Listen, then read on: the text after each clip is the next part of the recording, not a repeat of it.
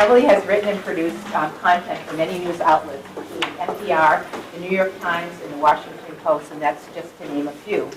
Her work has won numerous honors, including a DuPont Columbia Award and a Casey Medal. In 2017, Emily won the Excellence in Media Reporting on Education Research Award from the American Education Research Association. She's a frequent speaker and moderator and is a host of Ways and Means podcast.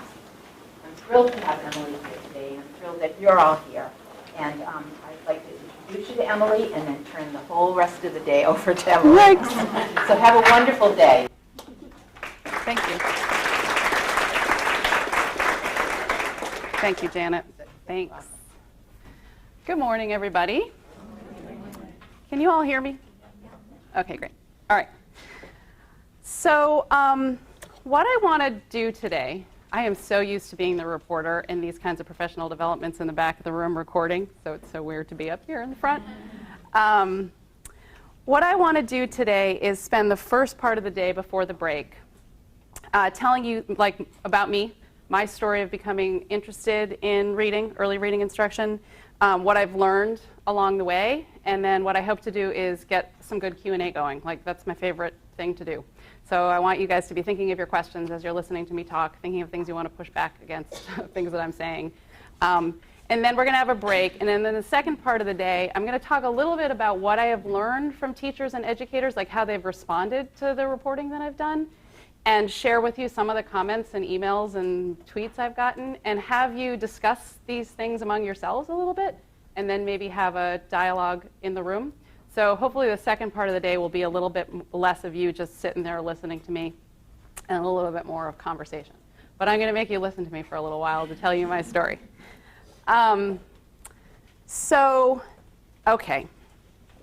So discovering the reading science. So I am not an educator. I am not a teacher. I am a reporter. As Janet said, I've been a reporter for a long time. And for the past 10 years or so, I've been focusing specifically on education. That's all I do. I report on education. But even though I am not a teacher, I have spent, as a reporter, many, many hours in classrooms, and I have interviewed hundreds of teachers over the years and other educators. And I have to stand before you today humbly to say that I think education in general and teaching in particular is pretty much one of the hardest jobs that there is in America. And I think teachers are very often underappreciated and underpaid. Dana Goldstein, who is now the education reporter for the New York Times, observed a few years ago in a really interesting book that she wrote that she thinks teaching has also become the most controversial profession in America. And I think that she might be right about that. I don't really like battle analogies, but I think one of the reasons teaching is such a controversial profession is that teachers are sort of on the front lines when it comes to so many of the issues that I think are most pressing for the nation today. For me, those most pressing questions include opportunity and how it's distributed, equity and how it's achieved, and success and how it's accomplished. And the future of this country is quite literally sitting before all of you who are classroom teachers every day. What you do in your classrooms every day is critically important. It's really hard, and you don't get enough. You don't get paid well enough for it. You don't get enough respect. So I am coming to you to say that I am not a teacher. I am a reporter. I know a little bit about your job because I've talked to many of you over time. I deeply respect what you do, and I am not coming here to be critical of your profession. I am coming here to share with you sort of an aha story that I had as a reporter, a sort of shocking story that I had as a reporter as I got into this research. So I'm here to talk about early reading instruction. It's a controversial topic, to put it mildly. And I'm going to say things that I think a lot of you already know. I am probably going to say some things that you don't agree with or make you uncomfortable, and I want you to think about those things and push back and ask me about them. But my goal really is just to tell you what I have learned as a reporter about early reading instruction over the past 3 years. I have one of the best journalism jobs in the country because I do all long form projects, so I have a lot of time to really dig into stuff. So I have read thousands of pages over the last 3 years of books, reports, and articles about reading and the cognitive science on reading. I have at this point talked to, interacted with hundreds of educators and teachers, parents and researchers across the country. I counted it up the other day and I visited 9 states specifically on this topic of early reading. So I'm not a teacher, as I said earlier, but also as a journalist, I think my work is in some ways similar to being an educator because I am trying to spread knowledge and I am trying to help people understand complicated things. So I'm going to tell you the story about how I sort of discovered the science on how kids learn to read. So a few years ago, I really seriously knew nothing about this, just zero. Okay, so that's me because I've been a reporter in classrooms with kids and teachers. So I'll tell you a little bit about me. I've been covering education full-time for American Public Media, so we're mostly public radio since 2008. All my colleagues are actually based in Minnesota. American Public Media is basically the national programming unit of Minnesota Public Radio. I am based in Washington, D.C. because that's where I live and I didn't want to move to Minnesota. And it's a great place to be an education reporter. So I'm primarily a radio reporter. Janet said I went to Amherst College. I worked at WFCR in Amherst right out of college. And I was not my plan to be a reporter or work in public radio. I started doing it and I absolutely loved it. And even though I think I don't look that old, I am old enough that when I started, we were using like reel-to-reel audio tape and like razor blades. And we couldn't walk around the office with our, it's Massachusetts, so we like to take our shoes off. But we could get like our feet split open by razor blades because we were cutting tape. I ended up working at public radio stations in Massachusetts, Chicago, North Carolina. Now I'm in DC. And as the media world has changed, I've moved from just making like radio reports and programs to doing all the things that reporters have to do now, where I write online. There's always articles that accompany the pieces that I do, and now in more recent years, podcasts. So everything that I do can be read online, listened to as a podcast, and they also go out as programs that are aired on public radio stations around the country as one-hour specials. In all of the years that I have been covering education, my main interests have been like equity, opportunity, and how people learn. How do people learn, and how is that being translated or not into classroom practice? Most of my reporting until the last few years has actually been on secondary and post-secondary education. I kind of thought that's where it was at in terms of equity, opportunity, and how people learn. So that photo of me with the big mic and the little kids is actually one of the first projects I did for American Public Media, which was about preschool. But since then, I really haven't done much of anything on early education. It's all been higher ed and high school for the most part.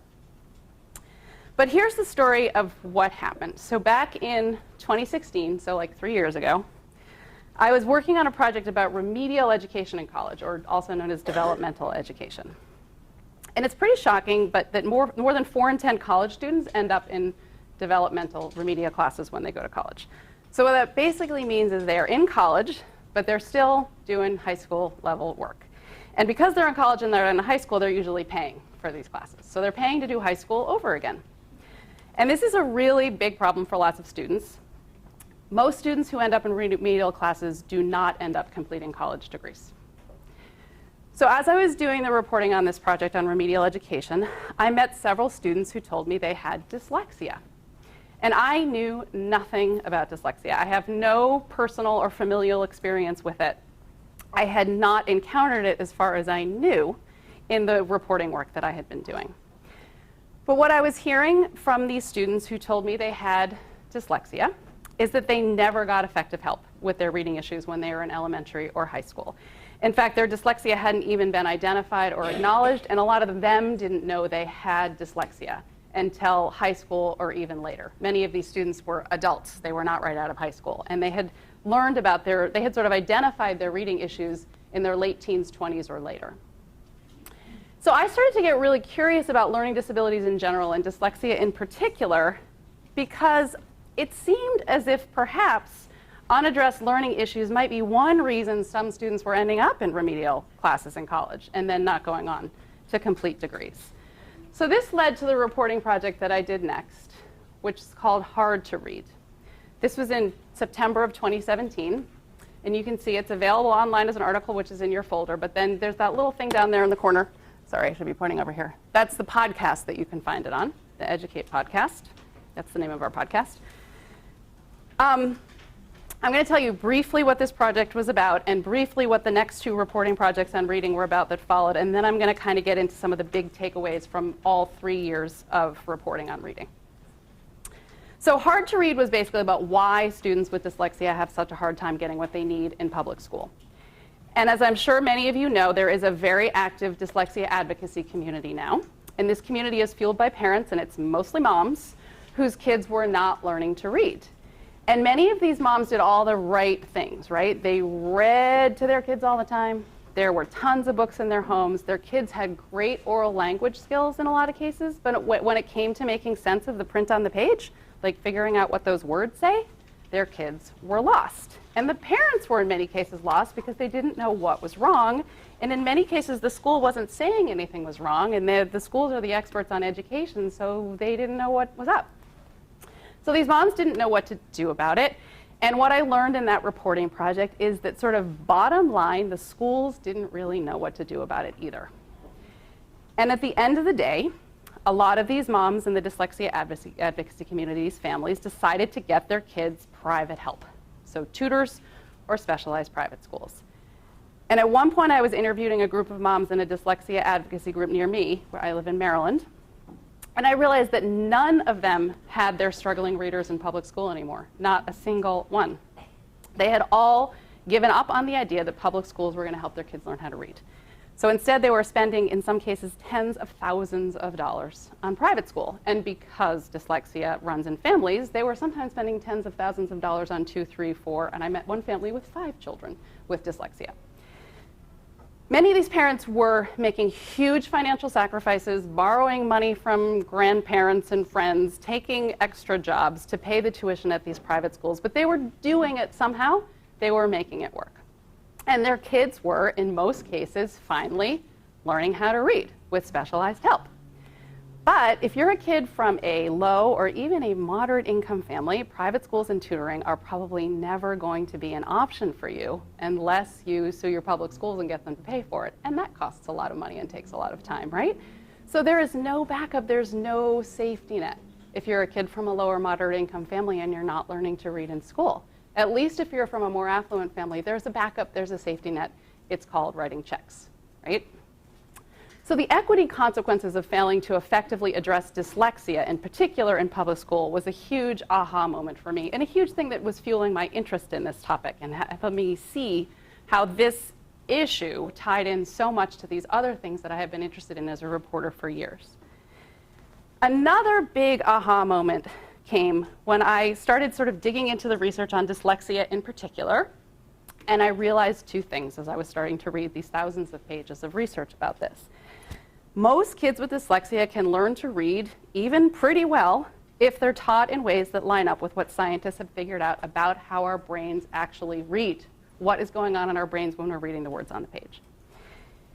And the other big aha was that what kids with dyslexia need to learn to become good readers is not different from what all people need to learn to become good readers. So kids with dyslexia may need more like an intense dose of a certain kind of instruction, but all kids benefit from instruction that kids with dyslexia desperately need.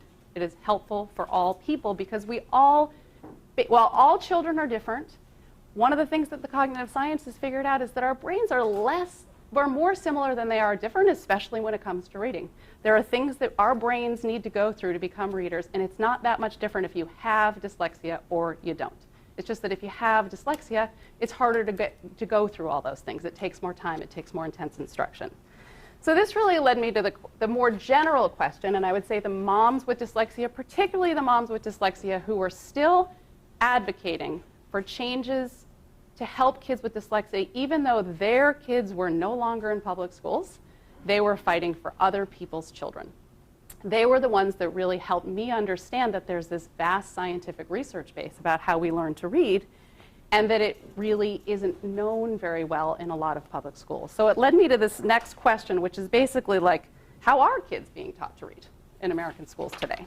So this is the piece that Janet mentioned, which came out last September, called Hard Words. Again, you can read it, but the podcast episode, sometimes people tell me, oh, isn't the podcast just the article read out loud? But it's not. It really has more stuff in it than the article does. And I came from radio, so it kills me sometimes when people are like, I read your piece, and I think you listen to it, because I spend most of my time making the radio piece, and then I spend like a week at the end like scurrying and writing the article. That's the truth. So anyway, hard words is where I went deep down into what I think of sort of as a rabbit hole on the science of reading, because it's a really deep one. I'm going to tell you what I mean by that term, the science of reading, in a moment, because I think it's kind of loaded and it needs some definition. But the two big takeaways from this reporting project for me were this. Lots of kids are not being taught to read in ways that line up with what cognitive scientists have figured out about how people learn to read. They're not being taught this way. This is the big aha number 2, because for the most part, teachers are not learning about this science of reading in their teacher preparation programs. They're just not being taught it. They don't know it. And you can't teach what you don't know. So this program, Hard Words, focused a lot on phonics instruction, because this has been the focus of so much debate and controversy for so many years. And I think because what scientists have discovered is that phonics skills are critical when it comes to becoming a good reader. And what I wanted to show in this program is why phonics instruction matters so much, because I think that sometimes gets lost in the nasty debates we sometimes have about phonics. So it is definitely true that the science of reading does not equal phonics instruction, and good phonics instruction does not equal good reading instruction. It is definitely about much more than phonics, but phonics skills is a foundation for learning to read. Good readers have good phonics skills. Some of them need to be taught it very explicitly, and some kids don't need much help. They figure it out.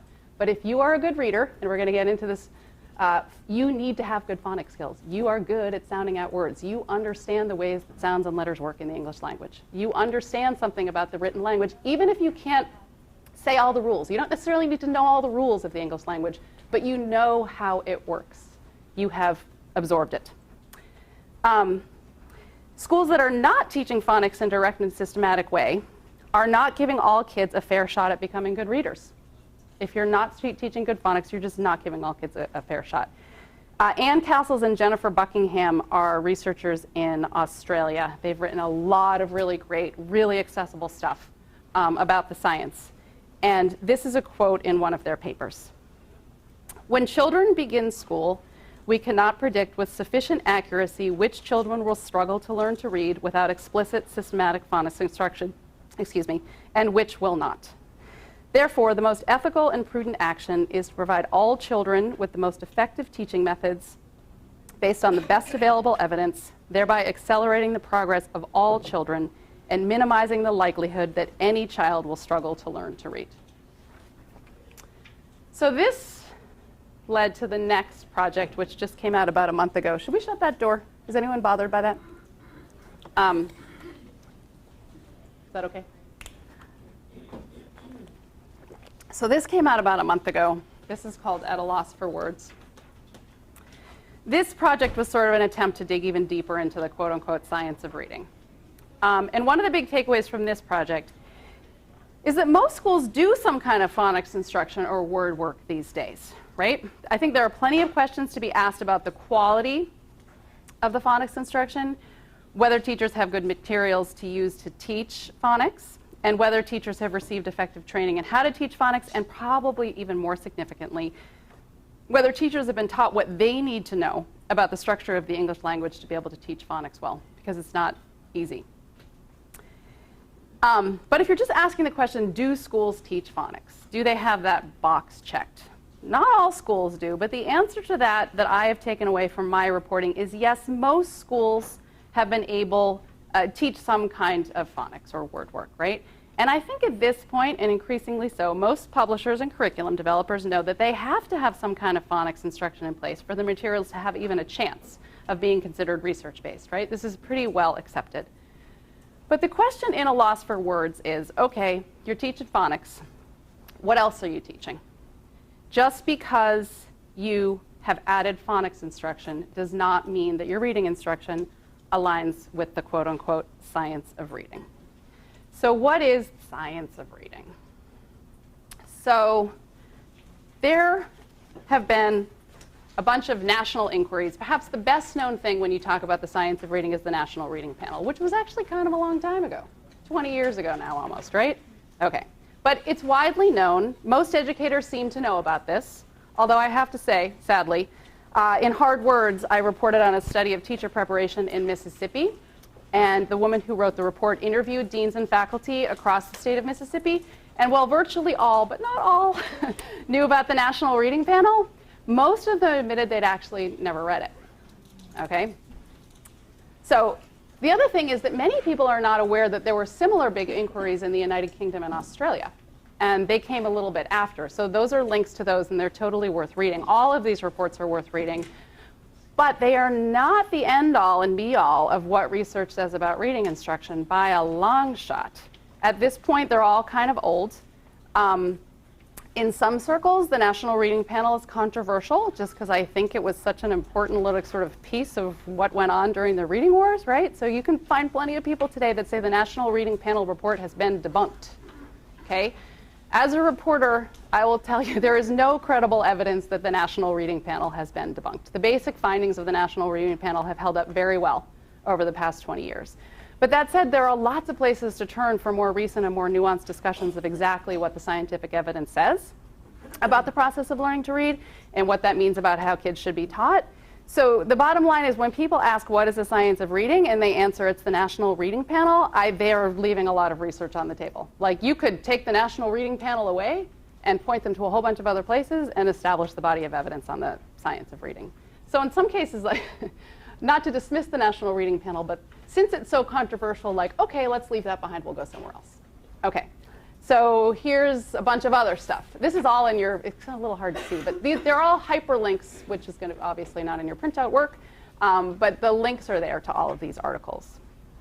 So these are just some more recent articles, mostly more recent articles. The one at the bottom is from many years ago, that provide a really good overview of the science. They're not too sciencey, like they're pretty good general-ish audience kind of articles, I would say, and they're full of lots of references and citations, so just look at the end if you want to read more. They're all freely available on the internet. That's one of the reasons I chose them. That's part of the issue, I think, with the science, is sometimes getting access to these articles, but a lot of times the articles that are behind paywalls, you don't really need to read those, in my opinion. There's like free stuff that gives a good overview of it all. That you can go to. And there are lots of really good books. I'm sure many of you have read these books. You can find references to these books on the websites for my articles. There's a whole bunch of footnotes in At a Loss for Words. You can go down the rabbit hole with me if you want.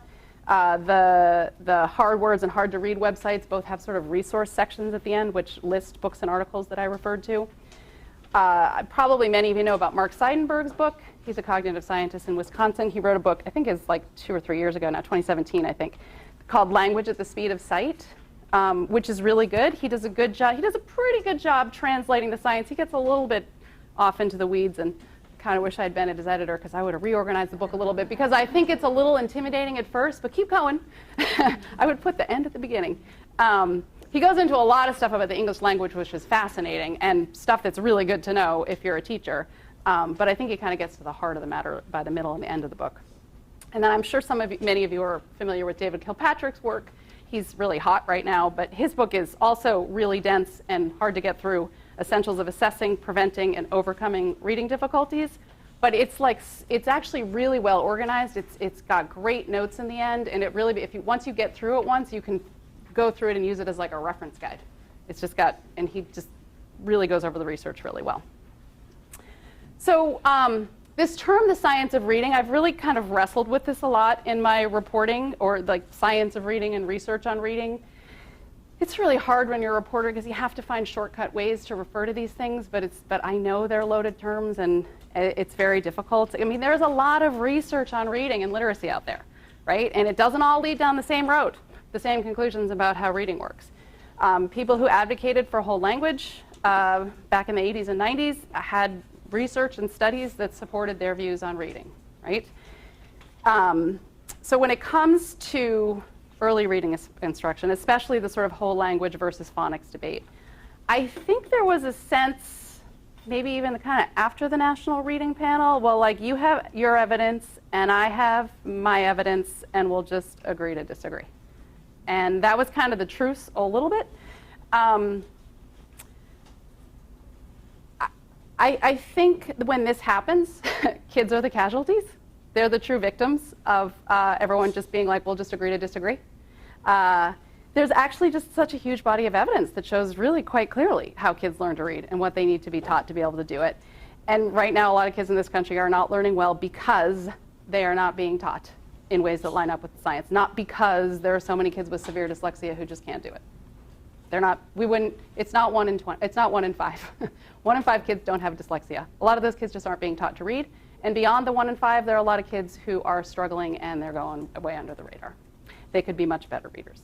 So anyway, I've been trying recently in my reporting, because I've learned from feedback and criticism I've gotten to try to refer to not the research on reading or the science of reading, but more specifically the cognitive science research on reading. That is what I am referring to. It's also not entirely accurate or inclusive, because the evidence laid out in these articles and findings that I have here are not just from cognitive science, but they're from educational psychology, neuroscience, linguistics, much more. But in general, the research base I'm talking about here is sort of the cognitive science research on reading. And I think it's kind of clarifying, because what scientists have actually figured out about the cognitive processes involved, like what have they figured out about the cognitive processes involved in reading? Like what are skilled readers doing when they are successfully reading the words on the page? How did they learn to do that? How do we learn to read? And what does that mean about what kids should be taught to, in the words of Ann Castles and Jennifer Buckingham, who I referred to before, accelerate the progress of all children and minimize the likelihood that any child will struggle to learn to read. That's what we want to be doing. I'm just going to say a little bit about phonics. I think phonics is sort of like the lighter fluid in the debates about reading. It's like sends everything up in flames. It did, and I think it still does. I continue to hear from sort of some whole language originalists that phonics instruction isn't needed, that it creates word collars, that phonics instruction doesn't lead to any gains in reading comprehension. They tell me the evidence on phonics presented in the National Reading Panel was weak. On this slide here are some sort of more recent useful articles that synthesize the research on phonics, which is really worth reading. I think especially because these get into why phonics instruction is so critical when it comes to learning how to read. And I'll highlight in particular the last one, which is the brief from the International Literacy Association, which came out just this summer. I don't know if people are familiar with that. You know, the ILA has historically been associated with many people and publications that have dismissed or minimized the importance of phonics instruction over the years. And this most recent position paper is, from what I know, a very thorough and nuanced piece that strongly supports explicit and systematic phonics instruction.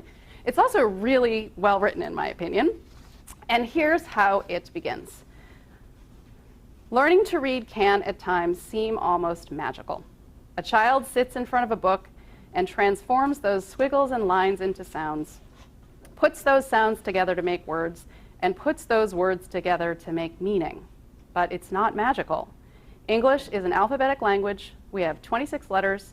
These letters in various combinations represent the 44 sounds or so in our language. Teaching students the basic letter sound combinations gives them access to sounding out approximately 84% of the words in English print. Of course, equal amounts of time need to be spent on teaching the meanings of these words, but the learning of these basic phonics skills is essential to becoming a fluent reader. It's actually kind of a remarkable statement coming from the ILA if you've followed at all the politics of reading over the past 40 years in America. Anyway, why has there been so much fighting about phonics? You know, these fights did not begin with the reading wars of the 80s and 90s. They go back hundreds of years. And I think one reason there has been debate for so long about phonics is really because for most of human history, no one understood how the reading process works. No one knew how we read and how we learn to do it. In fact, for most of human history, no one read, because we didn't have written language. So written language is a relatively modern invention just a few thousand years ago. And that's like last week in the course of human history. Really, reading has not been around for very long. And what scientists have figured out is that we are not born with brains that are wired to read. It's just not something we were meant to do. It's not something we're evolved to do. It's not something that develops naturally, right? So it is unlike spoken language in this way. Spoken language and written language are really different. You surround a baby with spoken language, and she is going to learn to talk unless she is hard of hearing or has some other cognitive deficit, right? It will just happen, surround a child with talking. But if you surround a kid with books, she will not necessarily learn to read. Exposure is not enough when it comes to learning reading. Kids have to be taught how to read, and they actually have to rewire their brains a bit to be able to do it. So our brains change when we learn to read, and the imaging studies are fascinating on this. You can see differences in non-reading brains and reading brains. You can see the differences from children to adults, and you can also take non-literate adults and compare them to reading adults, and there are differences in their brain. You change your brain when you learn to read. So I think we fought about phonics for so long because we just really didn't understand the role that phonics skills play, right, in helping to change our non-reading brains into reading brains. We just didn't get how important it was. But now we know because of the cognitive science research on reading. And cognitive scientists have not figured out everything about reading, and they certainly haven't figured everything about how to teach reading, and we're going to talk about that in part 2. But they have figured out a whole lot. It's truly fascinating, which is the other thing that has motivated my interest in this for 3 years. I think it is critically important in terms of getting equity and opportunity right, but it's also just fascinating, so I've just had a really good time over the last 3 years learning about this stuff. And it was really, truly shocking to me as a reporter to learn all this stuff and to recognize that for the most part, teachers are not being taught this science in their teacher preparation programs. That is shocking. They are not being taught the science on the job. In fact, teachers are often being taught stuff that is actually at odds with what the science says, right? They're learning in their teacher preparation programs on the job, and from their curriculum materials, they are actually learning wrong ideas about how reading works. That is shocking. So what does the science say? I know a lot of you know this, but I'm just going to take you through it, because even every time I go through it, I have new ahas about it. But I think a good place to begin is just this simple view of reading. I'm sure you know it. There are a lot of educators who do not, and I have not run into many teachers who've learned about this on the job. Many of them have learned about it on their own. I didn't know anything about it. It was super helpful for me, so I'm just going to go through it. So it's a model. It was first proposed in 1986, which is a long time ago, by researchers Philip Goff and William Tumner. And they proposed this model. In some ways, they proposed it because we were in the middle of the reading wars, right? They were trying to clarify the role of decoding in reading comprehension. So everyone agrees that the goal of reading and teaching reading is to comprehend text. I know of no one who disputes this, no one who does not think that the goal of reading instruction is getting kids to comprehend what they're reading. That is absolutely the goal. The question is, how does a little kid get there? And how do we as skilled readers do that? So the simple view proposes that reading comprehension is a product of your decoding skills and your language comprehension. So decoding is basically the ability to identify words in print. As a skilled reader, you don't actually decode or sound out every word you see. But to be a skilled reader, you must have good decoding skills. I'm going to talk about that a little bit more in a minute. But basically, the decoding side of the simple view of reading is you see the letter string R-E-A-D-I-N-G, and you decipher or recognize that as the word reading. That's decoding. Language comprehension is the ability to understand spoken language, so that thing that develops naturally if you're surrounded by lots of talking. So when someone says to you, she is reading the book, you know that what the verb means in that sentence. You know what she's doing. So the simple view says that if you have really good language comprehension skills but zero decoding skills, your reading comprehension will be 0, because 0 times anything is 0, right? But it also says that if you have really good decoding skills but very poor language comprehension skills, you just don't know the meaning of that many words in spoken language, your reading comprehension is not going to be very good. So let's think about how this applies to learning how to read. So most kids entering school have very little skill on the decoding side of the equation, right? They might have fairly sophisticated language comprehension skills. In fact, there are a lot of 5-year-olds out there who know a lot of words. Sometimes they really can floor you with what they know, right? But they don't know, for the most part, how to read those words yet. This is why people who are familiar with the science of reading call for a heavy emphasis on phonics instruction in the early grades. Because if you want to get to reading comprehension, everyone agrees reading comprehension is the goal. You've got some language comprehension coming into school. What you need to learn, what you've got zero or just a little bit of, is decoding skill. So what you want to focus on, not the only thing we want to do, but what you want to focus on with little kids is getting their decoding skills up to the level of their language comprehension, at least, right? But simple view clearly shows that focusing only on decoding would be a big mistake because it's only half the equation. So as you all know, as educators and teachers, kids come into school with very different language comprehension skills. Some kids know the meaning of lots and lots of words. Their oral language skills are very sophisticated, and some kids don't. Some kids have very small vocabularies. They just haven't had a lot of exposure to sophisticated oral language. So reading instruction that aligns with the simple view would focus on the language comprehension side of the equation too, as an equity issue, right? You want to make sure that those kids who come in with not a lot of good oral language are being brought up to a more sophisticated level, the level of perhaps their peers who already come in with the advantages of having a lot already on the side of the language comprehension part of the equation. So to do this, this means lesson and activities that expand children's oral vocabulary, their listening, comprehension skills, their ability to know words. I was in a first grade classroom in Oakland, California that I feature in the most recent documentary, At a Loss for Words, where I would say the reading instruction was well aligned with the simple view of reading. And what I saw was explicit phonics and phonemic awareness instruction in one part of the literacy block, right? Kids were broken into small groups depending on the level of their decoding skills, and the kids in this classroom were at a lot of different levels. This was a very high poverty school. Every single child in the class was an English language learner. They were at very different levels with their decoding skills. So the phonics instruction was differentiated to meet individual children's needs. You definitely want that because kids are definitely at different places when they're 5 and 6 years old, right? But another part of the reading instruction at this school in Oakland was explicit vocabulary lessons and lots of read alouds by the teacher. So the kids had learned some really amazing words, and they were taped up all around the classroom. And I remember going over to the teacher and being, what are these words on the class? You know, you go into a lot of classrooms and there's all these big sight word lists. And I was like, what are these words? And they were all the words they'd learned in their explicit vocabulary, and they were on cards, and they were words like gigantic, extraordinary, neighborly, ridiculous. Remember, these are all English language learners, kids, okay? Those are pretty sophisticated words for first grade. And the vast majority of first graders are not going to be able to read those words in print. Even kids who have some skill on the decoding side, those are tough words.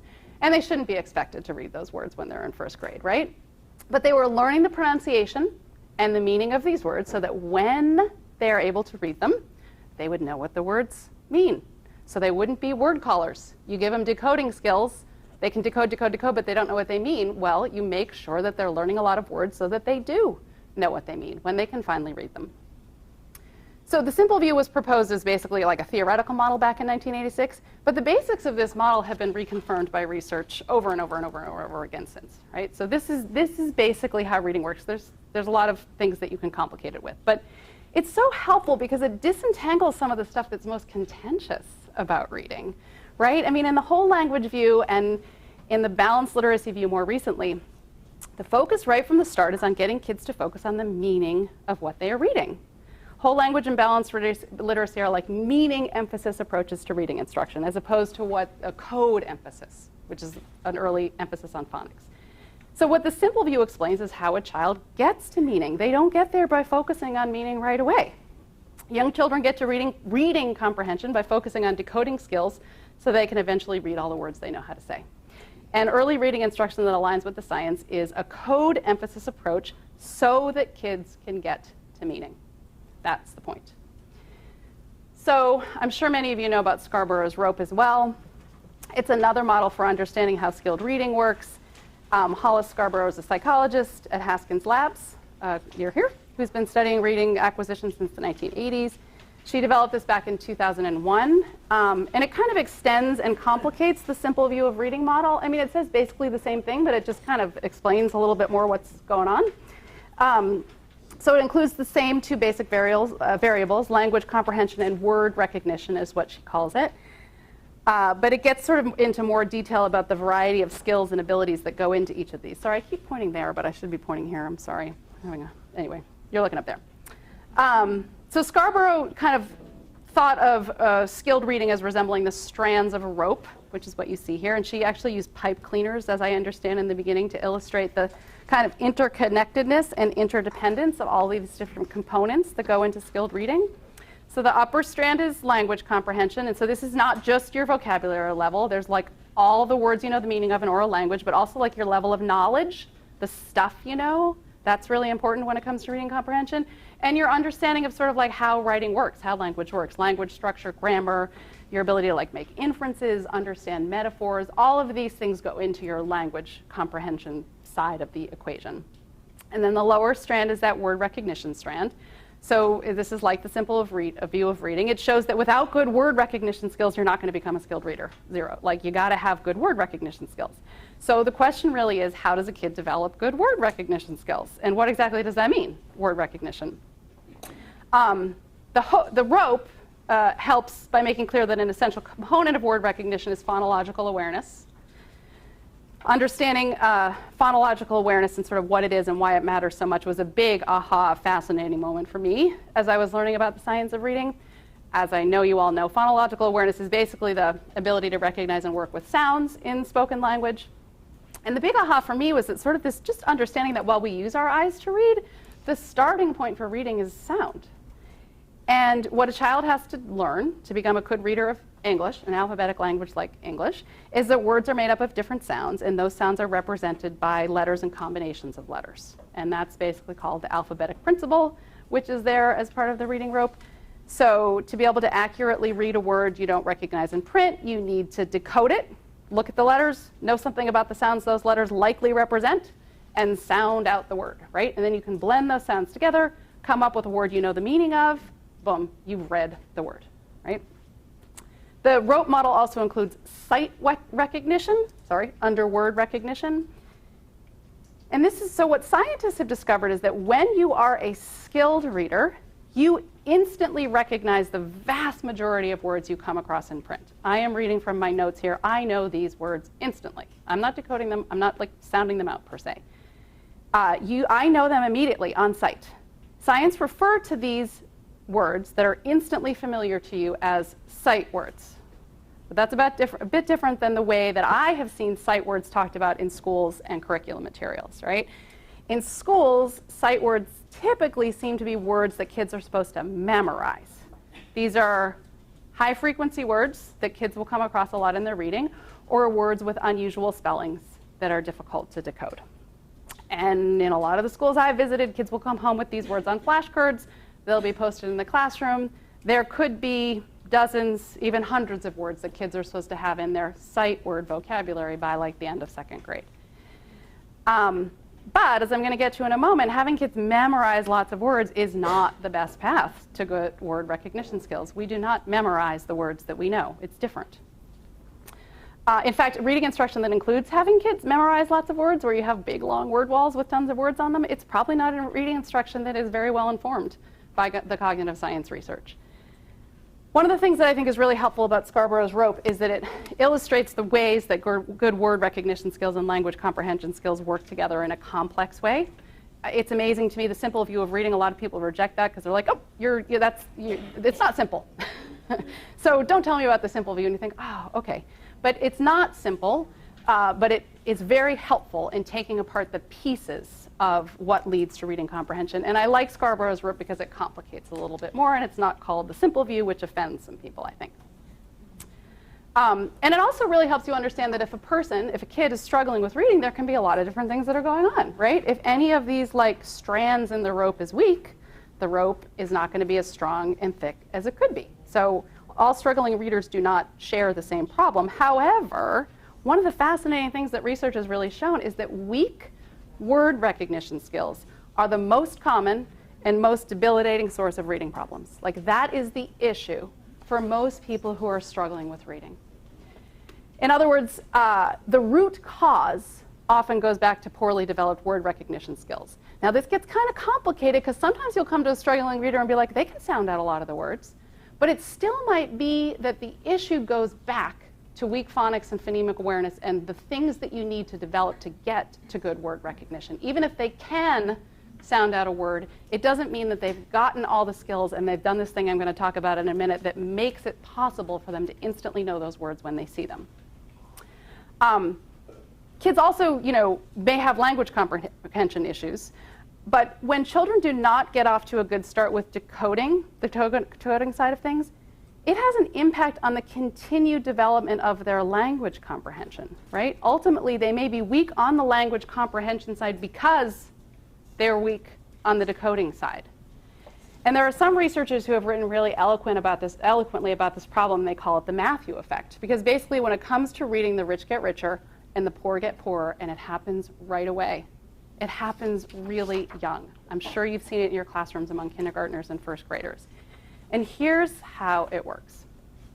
If you come into school with lots of language comprehension, but you struggle with the decoding part, your ability to continue to develop language comprehension may be impeded, because one of the best ways to increase your knowledge and your vocabulary and your reasoning and your literacy knowledge and your understanding of the structure of language is through reading. If you come into school weak on the language comprehension side, but you are taught how to decode, you have just been given the gift that is your best bet for gaining knowledge and vocabulary and all the other things, because you can read the words. This is why equity in education begins with good phonics instruction in the early grades. It is perhaps the most important thing you can do as a teacher to try to even the playing field between kids who come from homes that give them an edge on the language comprehension side of things and kids who come from homes that may not be as rich and resourced when it comes to vocabulary development and access to knowledge. Good phonics instruction is where educational equity begins. It does not end there, but it is absolutely the foundation. So I told you before that most schools seem to be doing some kind of phonics instruction these days. And that means that we must be on the right path, right? Reading instruction is finally aligned with the science. Everyone fought about phonics for so long. There were lots of fights about whether to teach it. Now everyone seems to mostly be teaching it. They've bought a phonics program, we're all good. But I don't think so. Because while more and more schools are adding a 20, 30-minute phonics block, what I also see in a lot of schools are things like this. So this is Skippy and his friends. And these kinds of reading strategies, I'm sure you know, are everywhere. They're on posters in classrooms. They're on bookmarks that kids get sent home with. They're on Pinterest. They're on Teachers Pay Teachers. They're everywhere. These kinds of things are everywhere, too. Something happened. Talking. It's something with the Zoom. Hello? I think someone muted themselves. Hello, people on Zoom. Someone on Zoom is unmuted. We have other people joining us, so secret people. Okay. I don't know how well you can see this. This is something I got from what parents can say to readers. I see this kind of stuff all the time, right? These are all the strategies for kids to use when they come to a word they don't know. They seem sensible enough, right? You get to a word you don't know, what can you do? You can look at the picture to try to figure out what the word might be. You don't want to completely guess, so you can look at the first letter. You can look at how the word begins. That'll narrow your choices down. You can check to see if you were right. You can reread the sentence using the word, see if the sentence makes sense. If you're stuck, you can just skip the word, move on. Hopefully you can get the gist of the sentence anyway. What is the theory of how reading works that these strategies are based on? What's the idea about how kids learn how to read words? This was what became very interesting to me. So this is the 3 cueing system. These strategies are rooted in a theory about reading that came to be known as 3 cueing. And the idea is that readers use 3 different kinds of information or cues to identify words as they are reading. This is sort of a model of skilled reading, like what people who are good at reading do. It was originally proposed by an education professor named Ken Goodman back in 1967 at the American Educational Research Association conference in New York. And he writes about it in this paper. It's called Reading, a Psycholinguistic Guessing Game.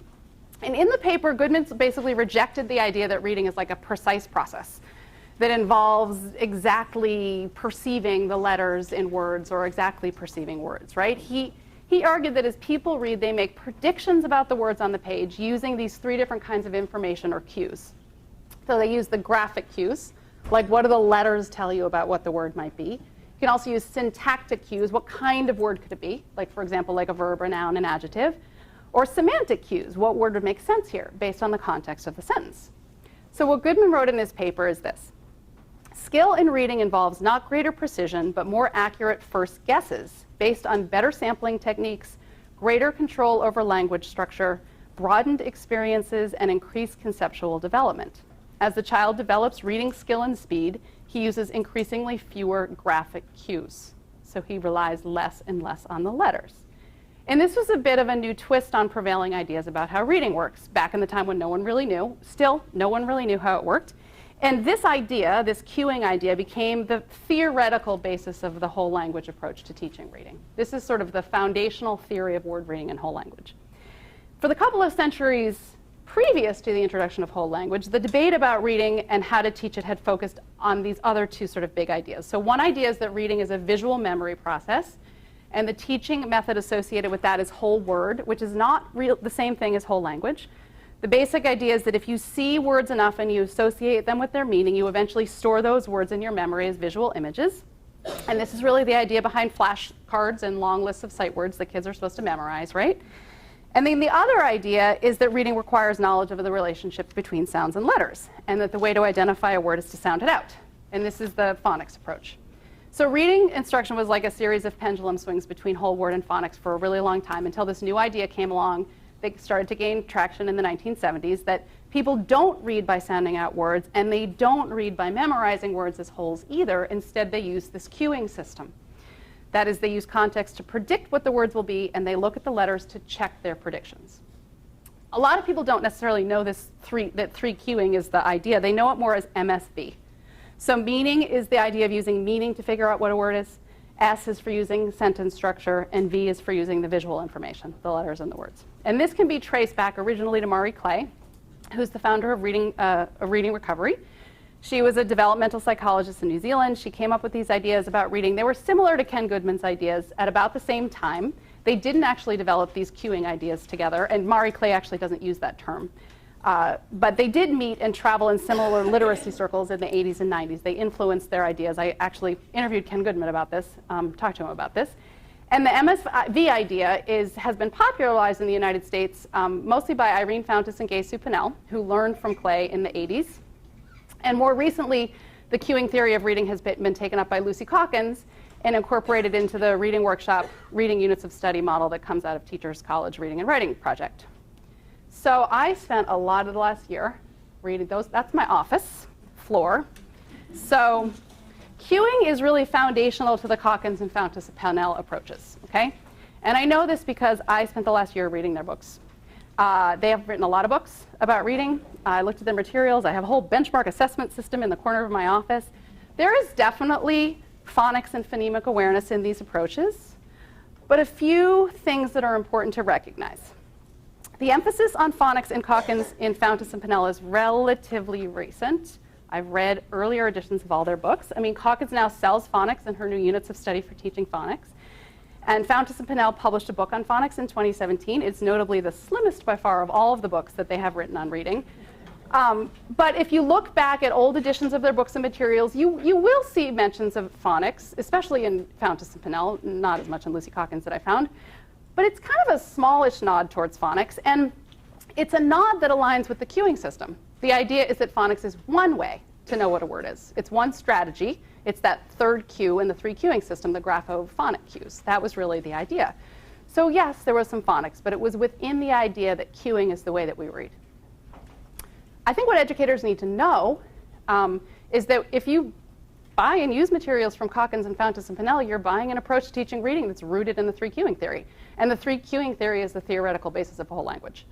So Calkins and Fountas and Pinnell and others out there are now generally associated with what's called balanced literacy. Fountas and Pinnell now reject that term. They don't call themselves balanced literacy. They call themselves responsive teaching. But they were balanced literacy for a long time. And it sounds great. The idea of balance in reading instruction is really important. You totally want your reading instruction to be balanced in a way that reflects the simple view of reading and Scarborough's rote model. So in early instruction, that means a heavy emphasis on decoding skills, but also lessons and activities that develop oral language and knowledge. But if you look closely at balanced literacy materials, what you see is the three cueing theory of reading with some phonics and phonemic awareness mixed in, and increasingly in recent times is being mixed in. So this is why people say balanced literacy is basically whole language plus some phonics, because balanced literacy people are very offended by that. We're not whole language, but it's the theory of word reading and whole language plus some phonics. The theory of word reading that underpins balanced literacy is a theory of word reading that underpinned whole language with some phonics added in. And in 2019, you simply cannot with a straight face sell a product and claim it's research-based without having phonics and phonemic awareness. So you're going to see more and more phonics and phonemic awareness getting added into balanced literacy. But here is what I see happening out there. Instructional approaches with deep roots in whole language ideas about reading are updating their materials. And I've come to think of it as a phonics patch. So schools are doing this too. They're using balanced literacy materials, and they're attempting to line our instruction up with what the science says by adding a phonics patch. They buy a phonics program. And what you're likely to find in a lot of classrooms is 20 to 30 minutes of a phonics program, and then readers workshop and guided reading, where kids are taught that when they come to a word they don't know, they can sound it out and use what they've learned in their phonics lessons, but they can also use all those other strategies. They can think of a word that makes sense, they can look at the first letter of the word, or they can just take a page from Skippy the Frog and just skip the word altogether. And what is wrong with that? Why not teach kids lots of strategies to help them when they come to a word they don't know? I mean, that's what a lot of teachers say to me. Why wouldn't we give kids lots of strategies to deal with words they don't know? Well, it really comes back to the science. Like, what is going on for these little boys as they're learning how to read? Like, what's going on in our brains when we read? How do good readers do it? So like I said, no one really knew the answers to these questions until, well, I'm going on much longer than I thought. Okay, I really want to talk about this part though. This is really important. So no one really knew how we learned to read until kind of recently.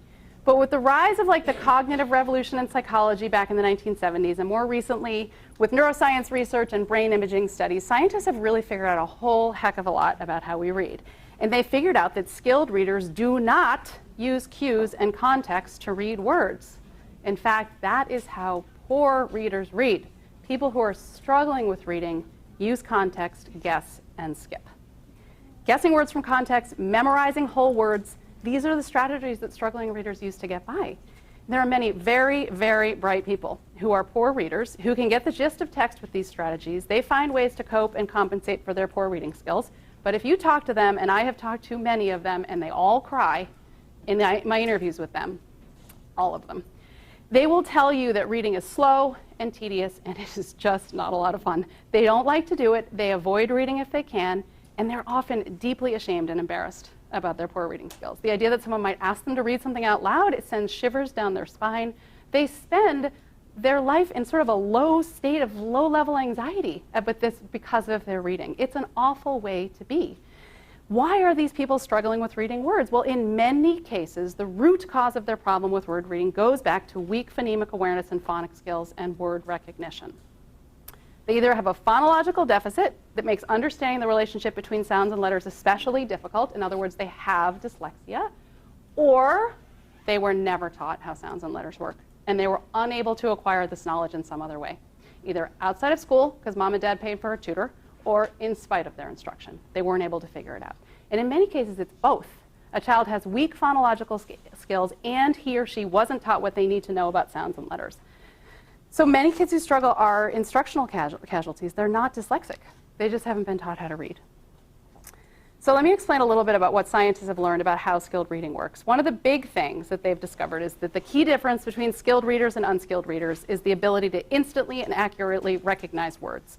Skilled readers know tens of thousands of words instantly on sight.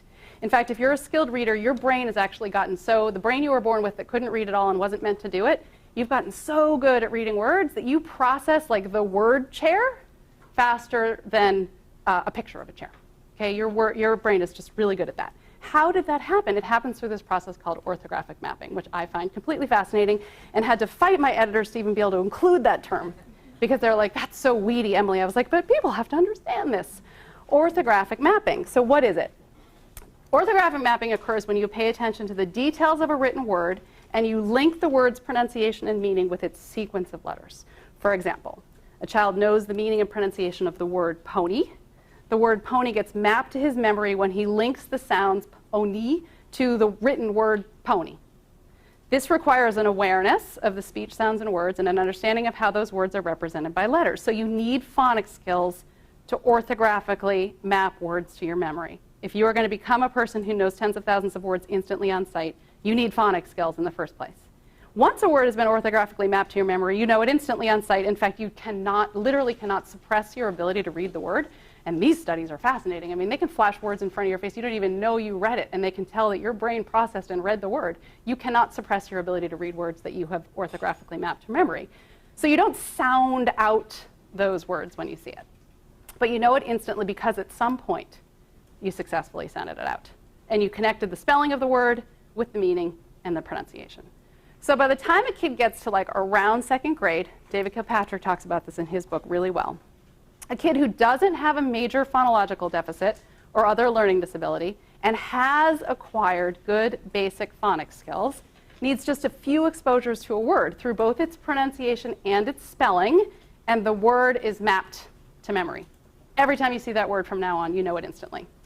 The more words, and this is so key, the more words a reader maps to her memory this way, the more she can focus on the meaning of what she's reading. And that's what we all want to get to, right? You're not using your brain power to identify words. You're using your brain power to focus on, to understand what you're reading. And so often the debates about reading get locked in an argument about whether teachers should focus on helping kids learn to read words or whether they should focus on kids being able to comprehend what they're reading. But how can you fully comprehend what you're reading unless you can accurately read the words? And what orthographic mapping shows is that good, deep comprehension is enabled by automatic word recognition. Automatic word recognition is not enough to get you to comprehension. You need knowledge, you need vocabulary too. But if teachers don't focus on getting kids good at reading words, teachers are not giving kids the tools they need to be able to comprehend text. And if teachers teach kids to read using the 3 cueing system, which is happening all over the country, they're actually impeding the orthographic mapping process. And this is how it works. So these are some first graders in Oakland, California.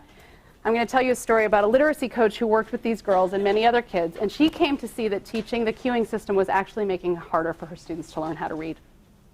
The coach's name is Margaret Goldberg. She was hired in 2015 by the Oakland Unified School District to teach level literacy intervention, which is a small group approach for struggling readers created by Fountas and Pinnell. It borrows heavily from reading recovery, which I'm sure you know is a one-on-one approach for struggling first graders. So people who have taught reading recovery and LLI have described LLI to me as reading recovery adapted for small groups. LLI, as I said, includes some phonics and phonemic awareness instruction for sure. It also teaches kids that when they come to a word they don't know, they have lots of strategies for figuring out the word. So sounding it out is one strategy, but they can also use pictures and context and other cues to try to come up with a good guess. So Margaret Goldberg started teaching LLI, and around the same time, she found a bunch of unopened material sitting on a shelf in her school, just gathering dust. I'm sure you guys know about that. And it was a program called SIPS, which stands for Systematic Instruction in Phonological Awareness, Phonics, and Sight Words. So it's a systematic phonics and phonemic awareness program. It doesn't teach any cueing.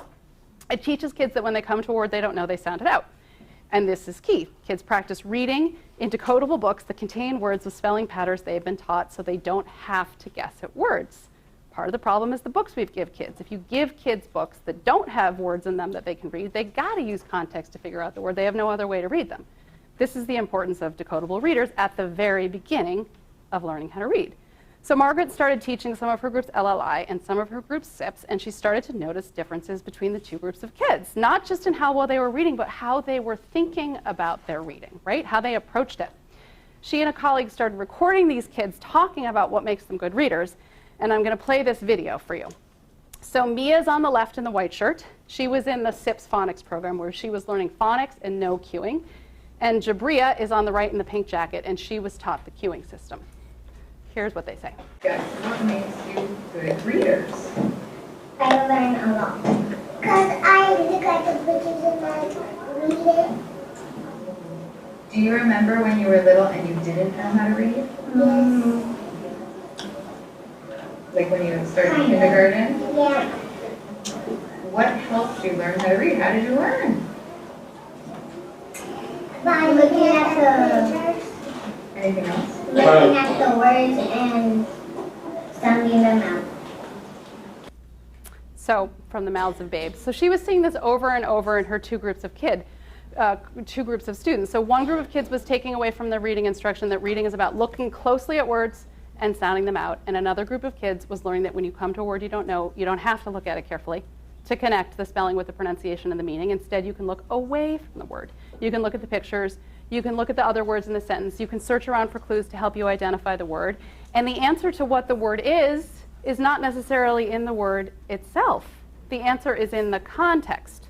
So you see how this could impede the orthographic mapping process? Because orthographic mapping requires you to look carefully at words so your brain links the spelling with the sounds and the meaning. And once you do that enough times, the word is stored in your brain and you don't have to use any conscious effort at all to figure out what the word is when you see it. It's instant and automatic. It seems like you're not attending to the letters in the word, as Ken Goodman said, but experiments, many of them show that you are actually attending to the letters in the word. It's just very, very fast and automatic. And you are a skilled reader because you are so automatic and quick at recognizing words you see instantly. One of the reasons I think there's so much confusion about reading is that it seems like it seems like what people are doing when they read is not quite what they're doing. So for example, when someone is a skilled reader, recognizing words is so quick and effortless that it seems like they're taking in words as whole images as they go. It seems, as Ken Goodman wrote in 1967, that as we develop reading skill, we use increasingly fewer graphic cues, but it's not true. Our brains are still processing all the letters and words. That's how we instantly know the difference between horse and house, for example. All kinds of words that just have one letter difference. You know it automatically. You know it very, very quickly if you're a good reader. Margaret Goldberg, the literacy coach in Oakland, began to think that teaching kids cueing was actually making it harder for them to learn how to read. And here's what she said to me in an interview about the kids she was teaching in LLI. I did lasting damage to these kids. It was so hard to ever get them to stop looking at the picture and guess what a word would be. It was so hard to ever get them to slow down and sound a word out because they had this experience of knowing that you predict what you read before you read it. So after just a few months of teaching LLI and SIPs, Margaret just stopped teaching LLI. She just refused to do it. She's a little bit of a rebel. So that's Margaret with the long blonde hair and the blue sweater, and I'm going to tell you who the other people are in a minute. But these insights and ahas really kind of led, she was just wrestling with this, and it led her to start reading the cognitive science on reading, which she didn't know. And it was not stuff she'd been taught, and she was shocked by what she was learning, how different it was from the curriculum materials that she had and what they were telling her about how reading works. She wanted to share it with her colleagues, so these are some of her colleagues. Dana Chalono, Erin Cox, and Lonnie Bendick are the other women in here. They represent the Oakland Unified School District and 2 charter school districts in Oakland, the Aspire Public Schools and Education for Change.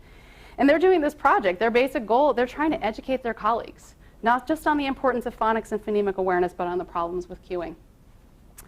When kids are taught cueing, they are being taught to read the way that poor readers read. And it's not just that they're being taught the strategies and habits of poor readers. You know, as I said earlier, the orthographic mapping process is being impeded. Because as soon as you're telling a kid to look at the picture and look at the context and check the first letter, you're actually drawing their attention away from the word, and the word is what they need to look at and understand to facilitate orthographic mapping. So what's happening right now across the country in many balanced literacy classrooms is kids are being taught phonics and they're also being taught cueing. And some kids can overcome this contradiction. They figure out pretty quickly that sounding out a word is the most efficient way to know what it is. And these kids tend to have pretty good phonological skills. Understanding how sounds and letters work come easily to them. They may not even need that much instruction. They drop the cueing strategies and begin building that big bank of sight words that is completely crucial for becoming a skilled reader with good comprehension skills. But some kids cling to cueing because those are easier at first. And phonics is hard. Sounding out words is hard. Margaret actually says, like, for bad people in the world, there's a special place in hell where you just have to listen to kids sound out words all day long. Because it's just awful.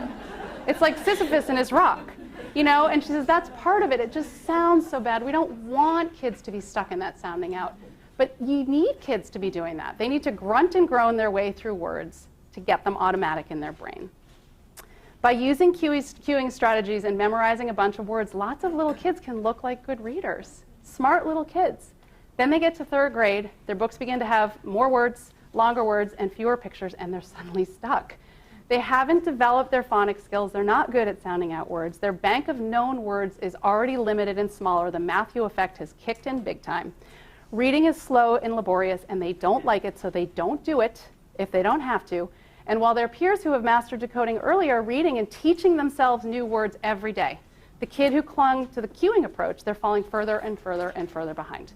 And when these poor reading habits are ingrained in an early age, it can be really hard to get rid of them. I've talked to a whole lot of tutors who work with struggling readers, and they almost all, I think maybe all of them tell me, that the very first thing they have to work on with a new student is overcoming the guessing and skipping habit. Either because the students have been explicitly taught cueing, they have literally been taught good readers do these things when they don't, or they came up with these reading strategies on their own because no one taught them how sounds and letters work. The cueing is what you come up with when no one teaches you how to read and you don't have the good phonological skills to figure it out on your own. So no one taught them how to read the words, so they came up with cueing. So I think what's happening right now across the country is that schools and curriculum providers are increasingly accepting and embracing the research that shows kids have to be taught how to read words. They need phonics and phonemic awareness instruction. They're adding this if they didn't have it before, and that's a step in the right direction. But I think the more difficult question now is, what else do you teach? If you add phonics but you still teach cueing, are you really helping all of your kids learn how to read? Are you really giving them a good shot at becoming skilled readers? And it's tricky because it's a big sunk cost situation. I mean, sunk cost in terms of training. Teachers have been taught the cueing system, the ones I've talked to, and I've seen it in teacher prep textbooks. They're taught it in teacher prep, they're taught it in PD, they take it away from the curriculum materials. And it's sunk costs in terms of these materials. Districts have spent thousands, millions of dollars on materials that teach cueing, and where cueing is a foundational idea. It is the foundational idea of how reading works. It is so much easier to add something than it is to take something away. But if you look at the cognitive science, adding phonics, I don't think it's going to do it. Taking away 3 cueing has to happen too. So the challenge facing schools is really how to do that.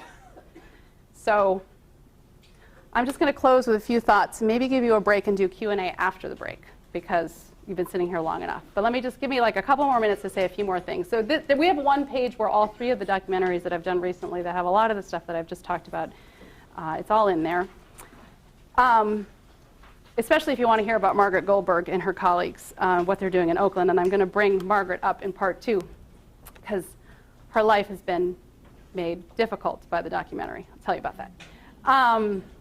Anyway, a few summary and concluding thoughts. So my big takeaway from 3 years of reporting on early reading instruction is that as a nation, we're facing a really, really, really big challenge. Teachers are not, as a rule, learning about this cognitive science of reading in their teacher prep programs. They're not learning about it in their professional development. And the curriculum materials are actually teaching them a theory of reading that was debunked decades ago by reading scientists. A lot of the work on using context to read words was done in the 1970s because cognitive scientists thought it was a good idea at first. They thought, that makes sense. What Goodman came up with, that sounds good. Then they started testing in the labs. We're like, whoops, it's the opposite.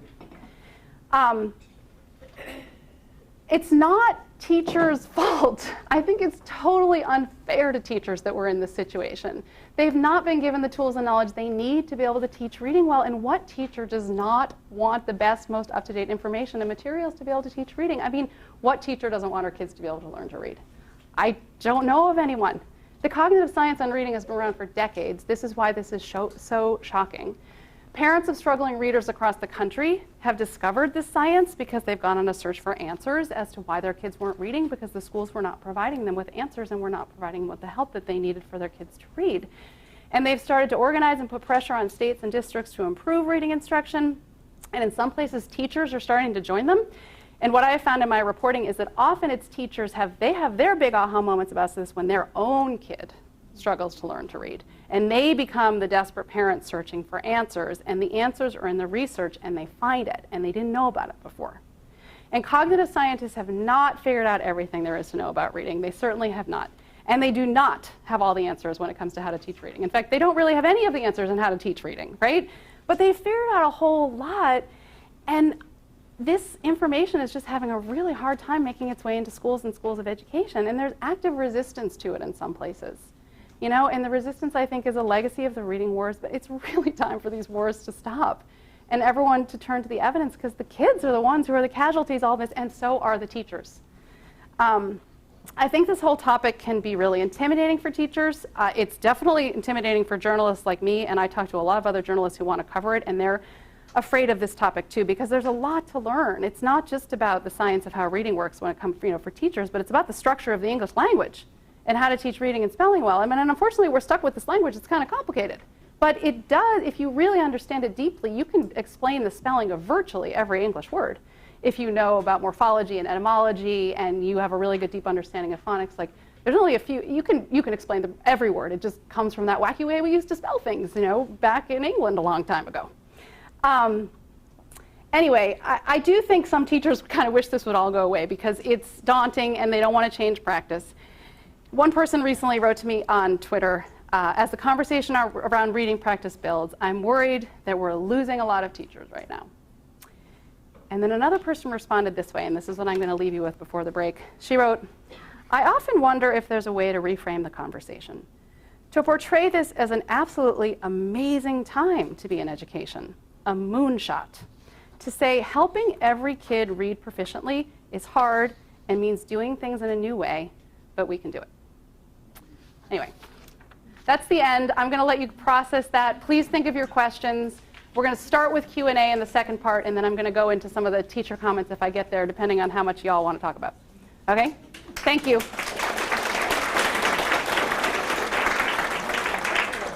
I'm going to kind of wing it now. I had a plan for part 2, and I'm going to change it up a little bit. So I think I just want to start with some Q&A. A couple people came up to me and said, I have a question I'm dying to ask, but I can't ask it if it's on tape. So if you have a question that you can't publicly ask, you can write it on a piece of paper and hand it to Janet, and you don't have to have your name associated. However, I hope some people are willing to just ask questions to get the conversation going. Does anyone want to start us off with a comment or a question? Yes. So wait a minute.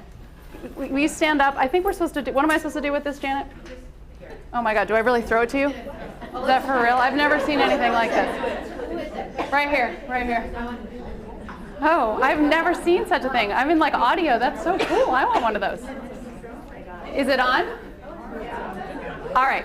Okay, let's listen to her question. You willing to tell us who you are? And I'm a special ed teacher. And I had a question about the detriment of the 3 queuing system on kids. Can you tell me some research article or something that I can bring back to explain to anybody else who might not understand that it actually can be very detrimental to kids? And I also was wondering if you have any studies or if you've come across any studies about the impact of the 3 queuing system and ORF results. Because I think it's something that our district is very interested in. Okay. So the whole issue with the 3 queuing system is something that I kind of came to cumulatively as I started to understand what the research says about how skilled reading works, right? And what some of the ideas have been about that over time. Here's the issue with sort of showing the detriment of the 3 queuing system. You can't really do a study of that because if you know that it's a problem, and I'll tell you how researchers know it's a problem because what the cognitive science has revealed is that the queuing system describes the way that poor readers read, not the way that skilled readers read. So you have to have someone understand that. You have to take someone along on that. And David Kilpatrick's work is really helpful as a way to begin on that. This stuff is complicated and there's not one study you can hand to someone. And I asked this question, like, where's the proof that this is harming kids? Once you know it's a problem, you can't do a study because that's unethical. You can't teach kids the queuing system and then teach them not. And I don't know of anyone who's done that. However, there are plenty of people who will point to you that the queuing system is really a foundation of a lot of how we're teaching reading. Our reading scores aren't too good. We have a lot of kids with dyslexia. They don't all have dyslexia. We've got a problem. It's very messy and complicated out there. So there's not sort of one study and one way you show it. I think you have to take people through the fascinating aha, which is like, how do we read? Like, how does that work? And the profound thing for me was recognizing, I mean, and others, that there's a way that skilled reading works. And I think one of the problems one of the big problems with the whole language approach and sort of the way that balanced literacy has sort of evolved from whole language is kind of an idea that the way you become expert at something is to mimic what experts do, rather than to go through a series of steps to become an expert at something. And this is one of the things that's just really fascinating out of the cognitive science in general. How do you become an expert at something? You don't mimic what an expert does. And then once you become an expert, it's super hard to not think, someone just mimic what I do. I can ski, just do that. I can skate, just do that. I can read, why can't you do that? And getting yourself back into how hard it is, even kids who learn to read relatively easily, as I'm sure many of you know, for most kids it's tough at the beginning. This is a hard thing to learn how to do. So I don't have a good answer for you on that, except that the answer to this question in general is just better knowledge of the reading science, because I guess the one other thing, and then we'll move on to the next question, so someone think of a next question. I think the other aha I had as a reporter is that if you have a deep knowledge of how kids learn to read and why phonics instruction matters, and this has happened to a lot of teachers I've talked to, you have your own aha of like, why am I teaching the cueing system? You don't even necessarily need to see the studies. Like if you start to get it, how kids learn to read and why phonics and phonemic awareness is so important, teachers will say to me, once I started to get that, and then kids were going to guided reading and I was teaching them to look at the first letter and guess, I was like, wait a minute, that's not what I was just teaching them in phonics instruction. So at the very basic level of like, if you teach kids something, and the way we know that we learn these things is to use it and apply it, and then you go to this other part of the school day where you're supposed to be using and applying your reading skills and you're not doing the things that you were being taught in phonics, you have a moment of like, what am I doing? And the fact is, the fact that not enough teachers are having that cognitive dissonance tells me that not enough teachers are really getting a good understanding of the science. So that's the complicated answer to your question. But also, the other thing I really want to encourage is if someone else has a better answer to someone's question, I hope you will provide that answer. Because I am a journalist, I am not an educator. I've already got some questions that are out of my league here. Because I am not here to tell you how to teach this. I really am not, even though I know I get up here and I sound very sure of myself. But I mean, like, I don't have all the answers on this. So please answer each other's questions so that it's useful for everyone. Did you have a question? Well, what you just said maybe is a good segue to my question. Are you willing to tell us who you are? Yes, my name is Lisa Brooks. I'm an Orton Gillingham Fellow, and I train teachers in systematic phonics. So in your articles, you mentioned a little bit about teacher prep, and so that's what I really would love to hear a little bit more about. That's perfect. That's what I was going to talk about. Good. I think one of the things that's challenging is for those of us who have been in the field a long time, what you're saying is not new to us, but the glacial pace, well, maybe glacial is not a good analogy anymore, because things are melting quickly. So the glacial pace at which things get into colleges of teacher prep is very frustrating. And I think that as many hundreds of teachers that I train every year, they're already in service, already have degrees. And just wondering if your next research or expose may be on what teacher ed should look like at the undergraduate level. And I think that it's tricky here in Mass and even in neighboring Connecticut, where we have very high standards. We are some of the first states to have teacher tests for literacy. But I train graduates and work with graduate students in surrounding colleges who can pass the MTEL, know all about phonemic awareness on paper, but they don't know what to do with a kindergartner who can't blend. And it just seems like they're spending a lot of money and we're doing a lot of prepping, but maybe not a lot of teaching of teachers. So young teachers coming up, and this is really the problem of being in the field a long time, is teachers who had whole language in their own teaching as children are now teachers of reading. They know nothing about syllable types and how to divide words into syllables, all of that. They can learn it very easily, but their mouths just hang open and say, how come I didn't know?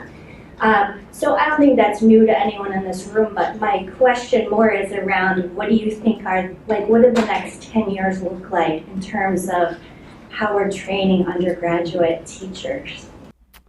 Well, that's out of my league too, to look into the future. I mean, you raised a lot of things that I think are really interesting. I mean, one thing that you raised is like these foundations of reading tests. I mean, that becomes a really important thing that people fight for and say, like, we at least need to have that, right? That gives them some accountability. Hopefully it pushes the teacher prep programs to teach it, but as you know, there can just be a lot of cramming for the test. There's a lot of test prep. People can pass a test and forget it all. Look at the cognitive science about that. So it's very tricky, and then you end up in a situation where you're like, well, we have this law, we have this regulation, and still the kids aren't reading well. Or you're in Massachusetts and like, oh, you guys have great reading scores compared to the rest of the country. And so it's this catch-22 where like something like that doesn't necessarily do it. And then you end up in a situation like, look, that didn't work, right? It didn't fix the reading problem, but then you get like, it's a little bit like when you start to go into reading first, which people will be like, well, that was a disaster, that didn't work. You're like, anyway, maybe I don't want to go in there. But so it's tricky. I think that in hard words, I reported on what has happening in Mississippi. So it's very clear that these things need to work together. That if you have some sort, like what they're doing in Mississippi is putting in a regulation that you have to pass a foundations of reading test, right? But that in and of itself isn't enough. What they're really trying to do is strongly encourage the educators and instructors in teacher preparation to go through letters training. And so, because the idea is that if you just put in a test, the idea is, well, that will be the stick that will get teacher prep to change. But if students can just pass that test, or if the pass levels are set low enough, you know what I mean? Like anyone can pass it. And then of course you get into those, there's a teacher shortage in Mississippi, like you run into a problem with that one. So it's like these things have to, I think, work together. Like you can't just have that without having some sort of other pressure and real knowledge being put on teacher prep to actually put in the classes that really contain the science. And then I know that it's an issue for a lot of teacher prep programs, like maybe here at Bay State, that want to put in these kinds of programs, like who's going to teach it? Where do you find the faculty who know this stuff and who will teach it? One of the things that I actually did as part of my reporting process is I took a class on reading. And I actually have some comments that came from those teachers. It was a psychology of reading class. It was online. It's part of the Masters in Reading Science program at Mount St. Joseph University in Cincinnati, Ohio. And this is relatively new. And most of the people in the class were teachers. And so this is what they said about their teacher preparation in our online discussions. I didn't feel adequately prepared to teach reading. This is hard for me to admit because I have several degrees and felt like I should know what I was doing. Here's another person. I kept falsely reassuring myself my students weren't making growth because of this reason or that reason, although deep down I feared it was me and my instruction. I wasn't adequately prepared. It's not that I didn't care, it's that I didn't know any better. And then another person said, it was difficult for me to find a local master's program. The literacy programs at my state universities focus on the whole language approach. And then my colleague completed a reading master's program this December, this was last year, and I was amazed that they never discussed scientific-based reading. In fact, her favorite professor said he didn't believe phonics was an essential component in teaching reading. So that's still out there. And then this is where I just think this is so deeply unfair to teachers. And I suppose at the end of the day, I really think that a lot of the answer to this, that parents have been rising up all over the country. I think it might be time for teachers to rise up all over the country. And for teachers to join the parents. I felt so angry and guilty when I was finally taught the basics of reading science. I thought, how did you let me teach literacy without knowing this? And that's like a terrible position. I don't know if other people have a better answer to her question, because I did not answer your question at all. I just gave you like a whole lot of other stuff to think about. I think it's a field of research that we need to look at, is how are we preparing teachers and what are the outcomes of their students? Can you hear her? Okay. All right, yes, another question. Will you hand the microphone, that fun mic? Throw it. Oh. I don't think it's about preparing teachers as much as preparing colleges to teach teachers.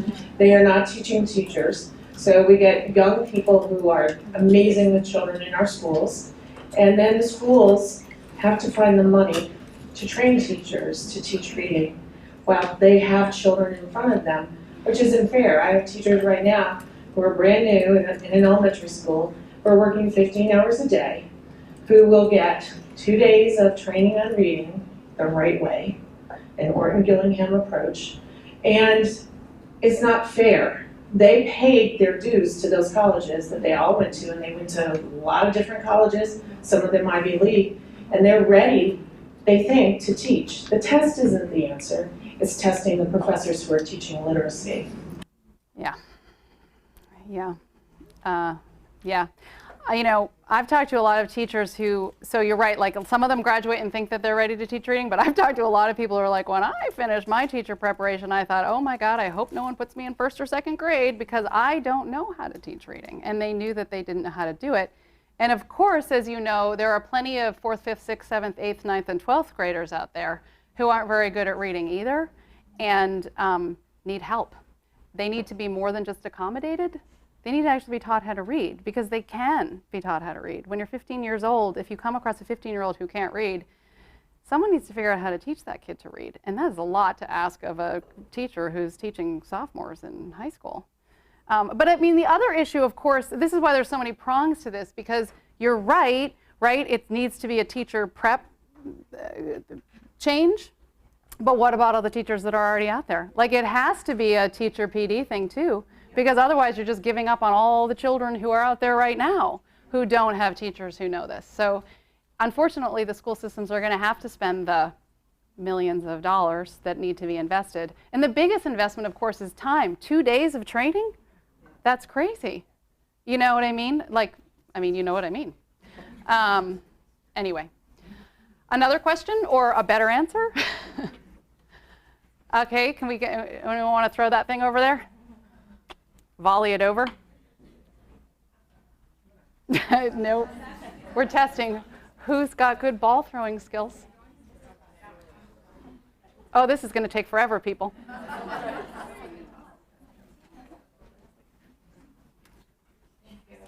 I'm a recovering. Put it up a little bit. Sorry, I'm a recovering public school teacher. I have a master's in literacy, and no one ever taught me to read, teach a child to read, learn how to read. But not until I left the school and I learned Orton-Gillingham from a fellow. But one thing you said was, what I've noticed is these teachers that do get trained, they don't have a mentor. They get the training, that's what they need. They have no one to ask questions to. And I think that's really what we need. And I was lucky enough to have a fellow train me and mentor me for 10 years, and still does. I go, because you always get that student that you're not sure what to do with, or you've never seen before. And it's nice to be like, what am I looking at? And when these teachers, and that's where I feel bad for these teachers, because they get in there and they don't have anybody to, or the backing of their administrator. So we need more mentors. Yeah, I mean, you know, one of the things that's interesting is the sort of role of literacy coach is a big role out there now. Like that, there's a lot of literacy coaches out there. Seems like a really important tool in a school system to use that. Like literacy coaches where a lot of this can go on. I also know from interviews I've done that a lot of literacy coaches don't know this stuff. So part of the problem is that the literacy coach can be your biggest stumbling block. If you're a teacher who is trying to learn more about this or is trying to have your colleagues learn more about this and your literacy coach comes from a different place. Phonics, like yay, like my own sons are doing Phonics, I'm so excited, but then they're not applying it. Yeah. Guided reading, and I'm like, ugh. Yeah. So maybe I think I'm going to take a couple more questions as a group, and then I had a few things that I wanted to toss out and have you guys talk amongst each other, because it's already turning into you guys have more comments than questions. So I was thinking maybe you could talk to each other, and then we could open it up if you come to anything profound in your conversations with each other. But maybe like 1 or 2 more questions now, just generally on what I said. Yeah. Earlier? Yeah. Hi, I'm Sarah Madden. I'm a principal, taught for many, many years before I became a principal. And I'm wondering if your research has pointed you to specific reading programs that you would recommend at this point. So I'll tell you that as a journalist, it's always a bad idea for me to go that way because I just can't really, that's not really my area. It's not really my thing to do. I mean, I've highlighted certain things in the reporting I've done because it happened to be the things that they were using in the schools I was reporting on. I would say that one of the things I'm coming to more and more, which isn't like, oh, it took you this long to figure this one out, Emily, you guys would be like, what? But like, there's no perfect curriculum. There's no perfect program. There just isn't, and there never is going to be. It's about a combination of good materials and good knowledge and administrator knowledge. I mean, this is what one of the teachers said to me, like it's like a three-pronged thing, right? We need like the teacher knowledge, but if you give the teachers knowledge and the administrators aren't buying in, you've got a problem. So you need the administrator knowledge too, but if you give the teachers the knowledge and the administrators the knowledge and you don't have good materials, it all falls apart too. So you need all of those things.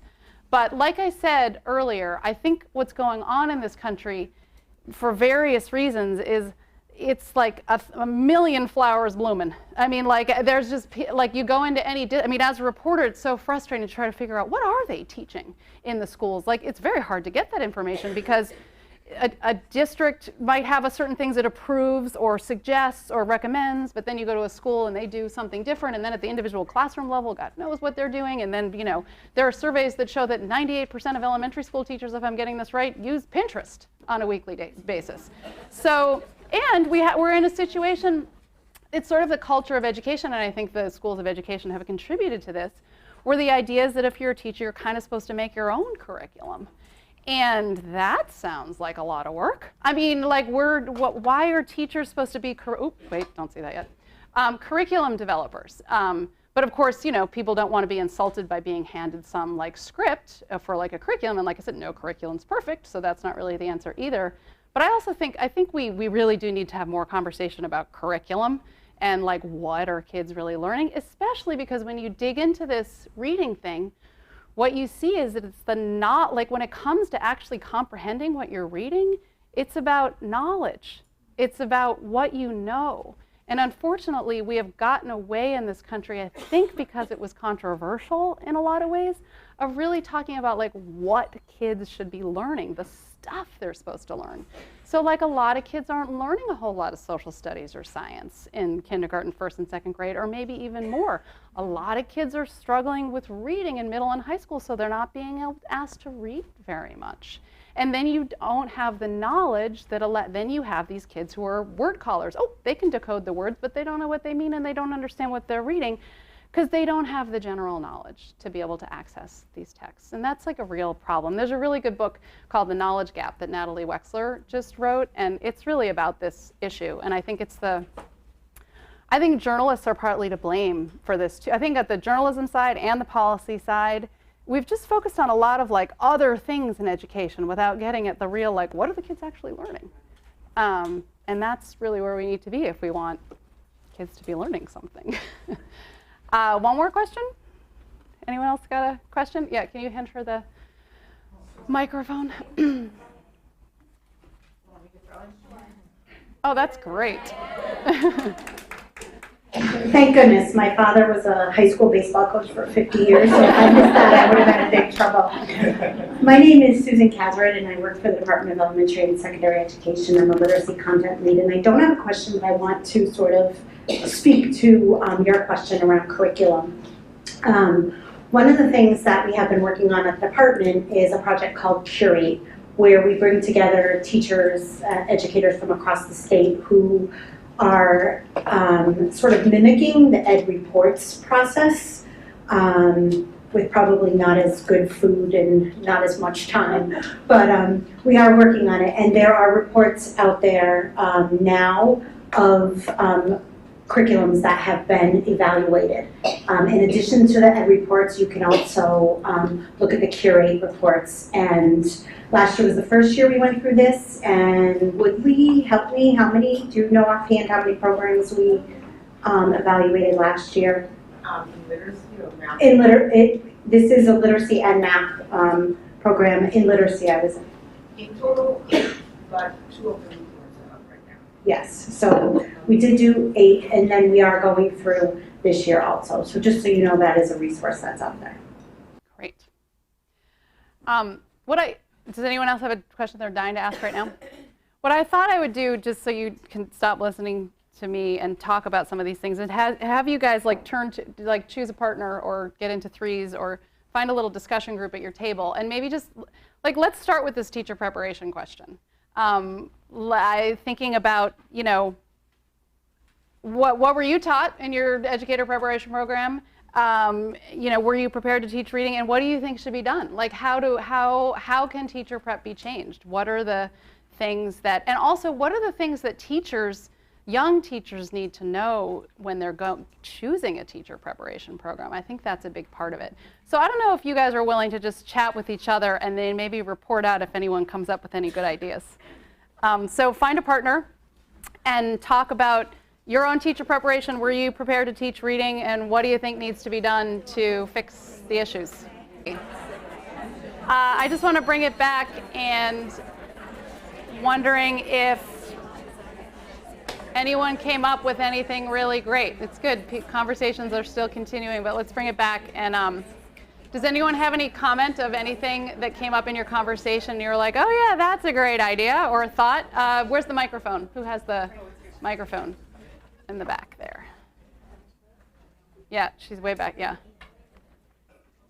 Woo! Oh, good catch. Hi, I'm Jen Stratton. And I'm actually a faculty member here at APAP, and I teach a reading course. So yes, and I stand, and I'm worried that I might get thrown tomatoes, but I'm okay. Actually, I just wanted to give a little context to teaching at the undergraduate level, because we were just talking about that in 2 pieces. One is, as teachers, we actually change children's brains on a daily basis, but in our curriculum, currently not mandated by the state, is 1 single class on how the brain actually learns. So I'd love to see that added to the curriculum, the neuroscience of the brain and how the brain learns. The second piece is that, though my students who are undergraduates, their brains are actually the adolescent brains. They're not fully developed, and I'm teaching a reading course at the junior level, so that way they can pass the Foundations of Reading course to then do their practicum. So the challenge is really, really complex. So I agree with you, we're not fully prepared, but we've got young women and men who are going through one of the most challenging moments of their lives too, correct? A young adult life is a very challenging time, and we're trying to teach them the most important task of schools, which is learning to read. So it is a really complex thing, and I'm doing the best I can.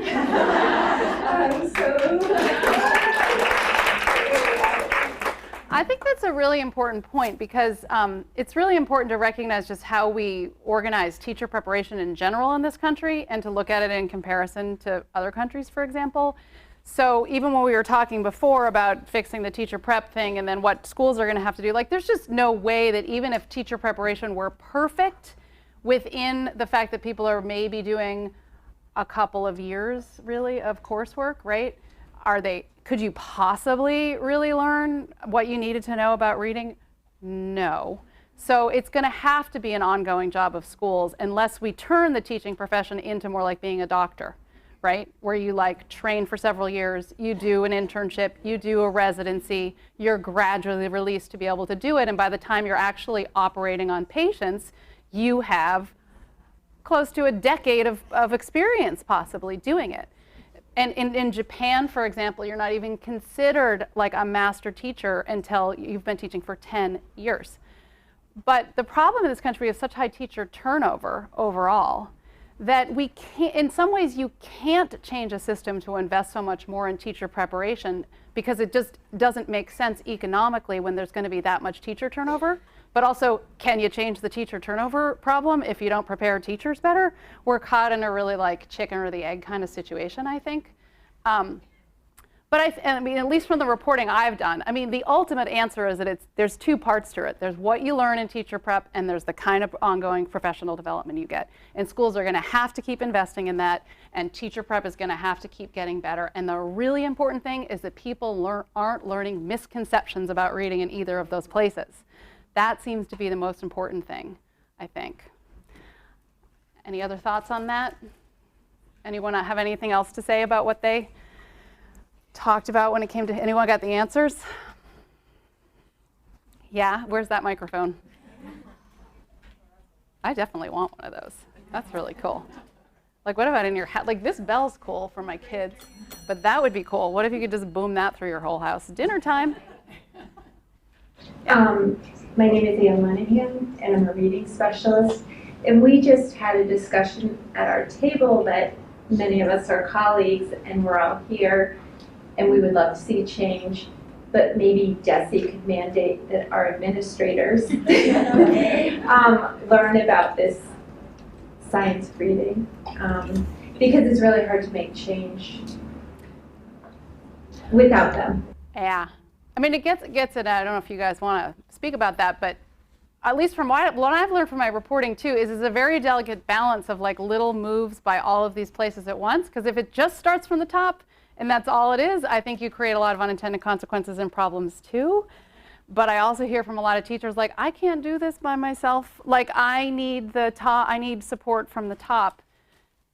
And I don't know. I mean, to me, there's such a preponderance of evidence about how reading works that I think we're at like the moonshot kind of moment, right? Like, maybe this is a moonshot kind of moment. Like, the things we were fighting about before, they're ridiculous, the fights that we were having for a long time, now that we know what we know. So, like, some base of knowledge that gets, like, you know, I've been reporting for a long time, and most of the stuff I've done has made no difference in the world at all. And this has been a total surprise to me. Like, people, like, this seemed just like the moment for this to happen. Like, it's just that a lot of you in this room, a lot of people all over the country have known this stuff, the researchers figuring out this stuff. There's like starting to be like a critical mass bubbling up, I think. And so it's a matter of, then I came along and helped explain some of this to people, and then people have something to send, like, this is what I've been talking about. And then they need things like, maybe it's, I don't know. I mean, maybe it's time for the top to come in and try top-down approaches once you have things bubbling up from the bottom. Do you know what I mean? I don't know. Do you guys have any responses to that? Oh, we've got someone over here.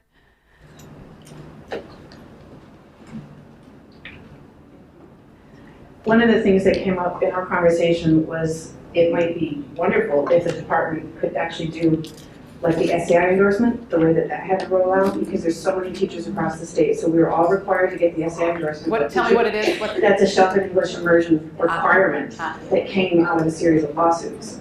So we wouldn't want it to get that far, but if we could do something similar that was pushed at the state level, that would be a way for educators across the state to get this training and knowledge. Yes. Department. Okay. One more. Anyone else has something to? Do you guys want to respond? She likes it. She said she likes it.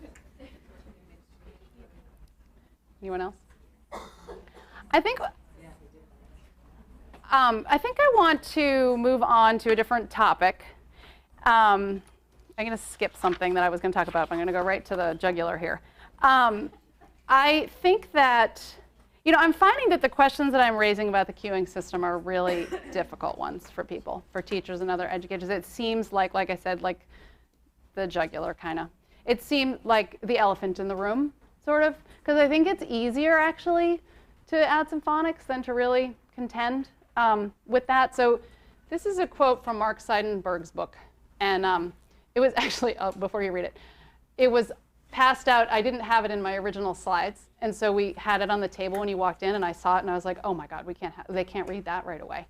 That'll turn everyone off. So anyway, I want you to read this quote, and I do have it on a piece of paper here, and I just want to get your thoughts on the whole queuing system situation. It's on the back there. Sure, I'm not doing. You guys can just pass those around and pass those back. Sure.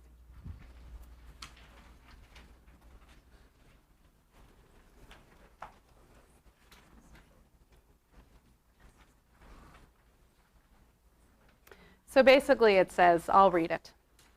The three queuing approach is a microcosm of the culture of education. Ouch. It didn't develop because teachers lack integrity, commitment, motivation, sincerity, or intelligence. It developed because they were poorly trained and advised. They didn't know the relevant science or had been convinced it was irrelevant. Lacking this foundation, no such group could have discovered how reading works and children learn. Most of what goes on in reading is subconscious. We're aware of the result of having read something, that we understood it, that we found it funny, that it conveyed a fact, idea, or feeling, not the mental and neural operations that produce the outcome. That is why there is a science of reading, to understand this complex skill at levels that intuition cannot easily penetrate. That is the very end of Mark Seidenberg's book. The end, and then it's over. And I was like, what? You know, like it was quite an ending. Anyway, you know, that's why I did this most recent piece, because I felt like there's a kind of a thing that's not really being talked about, and it's this. And so I don't know if you want to get together with your colleagues and talk a little bit about this. Is this a controversial topic? Do people know this? Is this an impediment to improving reading instruction? How is it an impediment? How to get beyond this? Like, what do you do about this situation? And here, I haven't gotten any other questions, but here's someone who was too afraid to speak out loud because didn't want to be on the record with this question, but how do we approach our district coordinator, who's a devout Lucy Calkins follower, and convince her that the units of study are not appropriate? So maybe you can take that one on. Or maybe you want to disagree with it. So maybe you can talk amongst yourselves for 5 minutes, and then we'll come back together. Okay. All right. So 5 minutes isn't enough, but that was exactly 5 minutes. I turned my timer on. Does anyone, by the way, are there any more of the papers? There were a few people who didn't. Anyone have extra of the Mark Seidenberg quote I handed out, or are they all gone? I think that Janet can. How many people want one that don't have one? Do you want to make a few more copies? One, how many? 1, 2, 3, 4, 5, maybe make a dozen more copies? Okay, cool. All right, great. So one of the things I was going to share with you is some of the response that I've gotten to the reporting. And one of the things, I'll just, so here's one tweet that I thought was good. Beliefs and prior practices have such a strong hold. Think of other areas of change like losing weight or quitting smoking. Beliefs and prior practice often cause hiccups even when the science and next steps are clear. So even when the science and next steps are clear. So the science isn't clear in a lot of places, and the next steps certainly aren't clear in a lot of places, but even when you got the science and the next steps, prior practice is really hard, like quitting smoking and losing weight, okay? And then the other one that I got specifically about this whole 3 queuing system thing is, I've tweeted out the piece about the 3 queuing system and suggested it to several teachers and literacy coaches, but I have to be careful because it's like walking into a church and yelling, "There's no God." So, I don't know, does anyone have any thoughts they want to share from that conversation about this issue and whether or not educators recognize the contradiction between the queuing theory of reading and what the science says? Yeah, we got, okay, microphone? Where's that microphone? She's way back over there. Oh. When I got to my current school, it was everybody taught the 3 queuing approach. And I've been here, this is my 7th year, and we've come a remarkable way. But it was partly because I was really adamant about collecting data and looking at the results around our instruction. And so I would encourage that. That is hard to argue against. And so if you are consistently collecting data and showing the results based on the ways that you're teaching, that is what teachers began realizing was significant. And so if it's just me talking about what I think or what I've done in my past, that's nothing. It's not important, it's not valid. But really seeing the changes that we were able to bring about based on the data and the reading, the change in instruction was powerful. And that is what has really brought us along. But yeah, I feel like that it was in terms of the administration, that was my decision to make sure we were very careful about that collection. That's a good point. I think what's tricky, of course, about this is that there's a portion of kids, and in some schools it might be a pretty significant portion, who are going to learn to read kind of no matter what you do. And so that's tricky because like what the data can look good even if your instruction isn't great, depending on whether you have kids who, number one, already come with a big advantage on that language comprehension side and don't struggle for whatever reason with the decoding part and they pick that up really easily, or, and this is the key in a lot of affluent districts, when the kids do struggle with decoding, what does mom and dad do? Hire a tutor. And I mean, tutoring is big out there. I'd actually love to really dig into that and document that, just how big is it? So I think for some of these approaches that are these balanced literacy approaches that are very popular, especially in more affluent districts, look like they're working just fine. So there's not like a real reason to change them. There's not a recognition that a lot of kids maybe could be learning better, and because the parents are taking care of the problem, it's going away, and it's really only the moms of the kids with dyslexia who are really struggling with this, right? Who are getting the courage to raise their voices. But I mean, I still talk to parents all the time who, even with all the, awareness about this stuff, like they don't figure out that their kids have dyslexia until they're in 5th or 6th or 7th or 8th grade. They don't know what to do. They hire a tutor and the tutor was teaching them the cueing system, and they've wasted thousands of dollars on that. So I don't know. Other thoughts or reactions to that, or other things you guys came up with in your groups? Is this, microphone?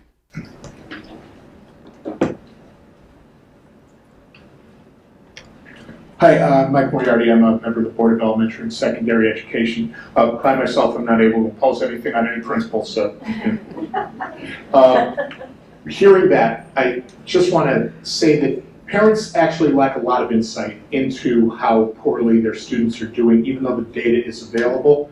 If you look at Massachusetts of publicly available data, and I'm sure this is true in most other states, you can go all the way down to 3rd grade special education outcomes and even within other subgroups and find out that if a child's been identified for special education, the chance they're going to be reading on track is almost nil.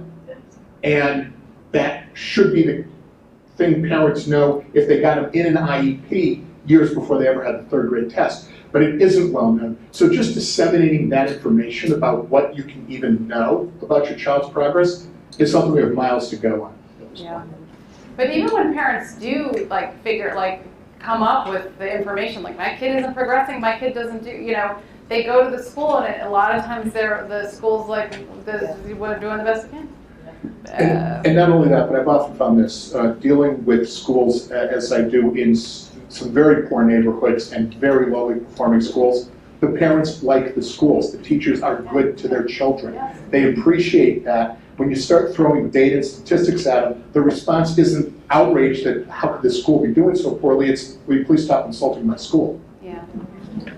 Yeah, that's what makes all this really tricky. And of course, because the teachers probably are doing really wonderful things with their kids, yes, but this most basic thing, I mean, that's the other, there are no silver bullets in education, but imagine if all kids were taught how to read pretty well in kindergarten, 1st and 2nd grade. Just imagine all the things that we focus on. We spend so much money and attention and resources, and we're up against the wall on when it comes to behavior problems, when it comes to identification in special ed, when it comes to disengagement in school, when it comes to dropping out of high school. I mean, all of these things would not be completely solved by better early reading instruction, but they would be hugely mitigated, and we would have very different kind of achievement gaps. They wouldn't go away because the stuff on the language comprehension side and all of the ways that affluence and education give kids a boost on that, schools may not be able to make up all of that difference. But we could have a really different situation than we have today because our achievement gaps are scary, scary, scary. And they are opportunity gaps. They're opportunity to be taught how to read, I think, at the early level. One more comment on this topic before moving on to, I have a couple more that I wanted to get to before lunch, but yes, can we get the microphone over here? Okay, I'm ready. This was just a follow-up because I'm wondering, I'm a special ed teacher, so a lot of the focus when there is the lack of the achievement gap is not changing. Well, what are you doing? What are you doing? And it's not so much on the regular ed side of things. And I'm wondering if DESE is seeing that achievement gap not budging. Maybe there's some support that we could get to look at tier 1 instruction, because we have the facts here. So if that achievement gap is still staying the same or getting worse, you know, what can DESE do to kind of support the correct reading instruction going back into the schools? Whoops, that's not a question for me. Anyone?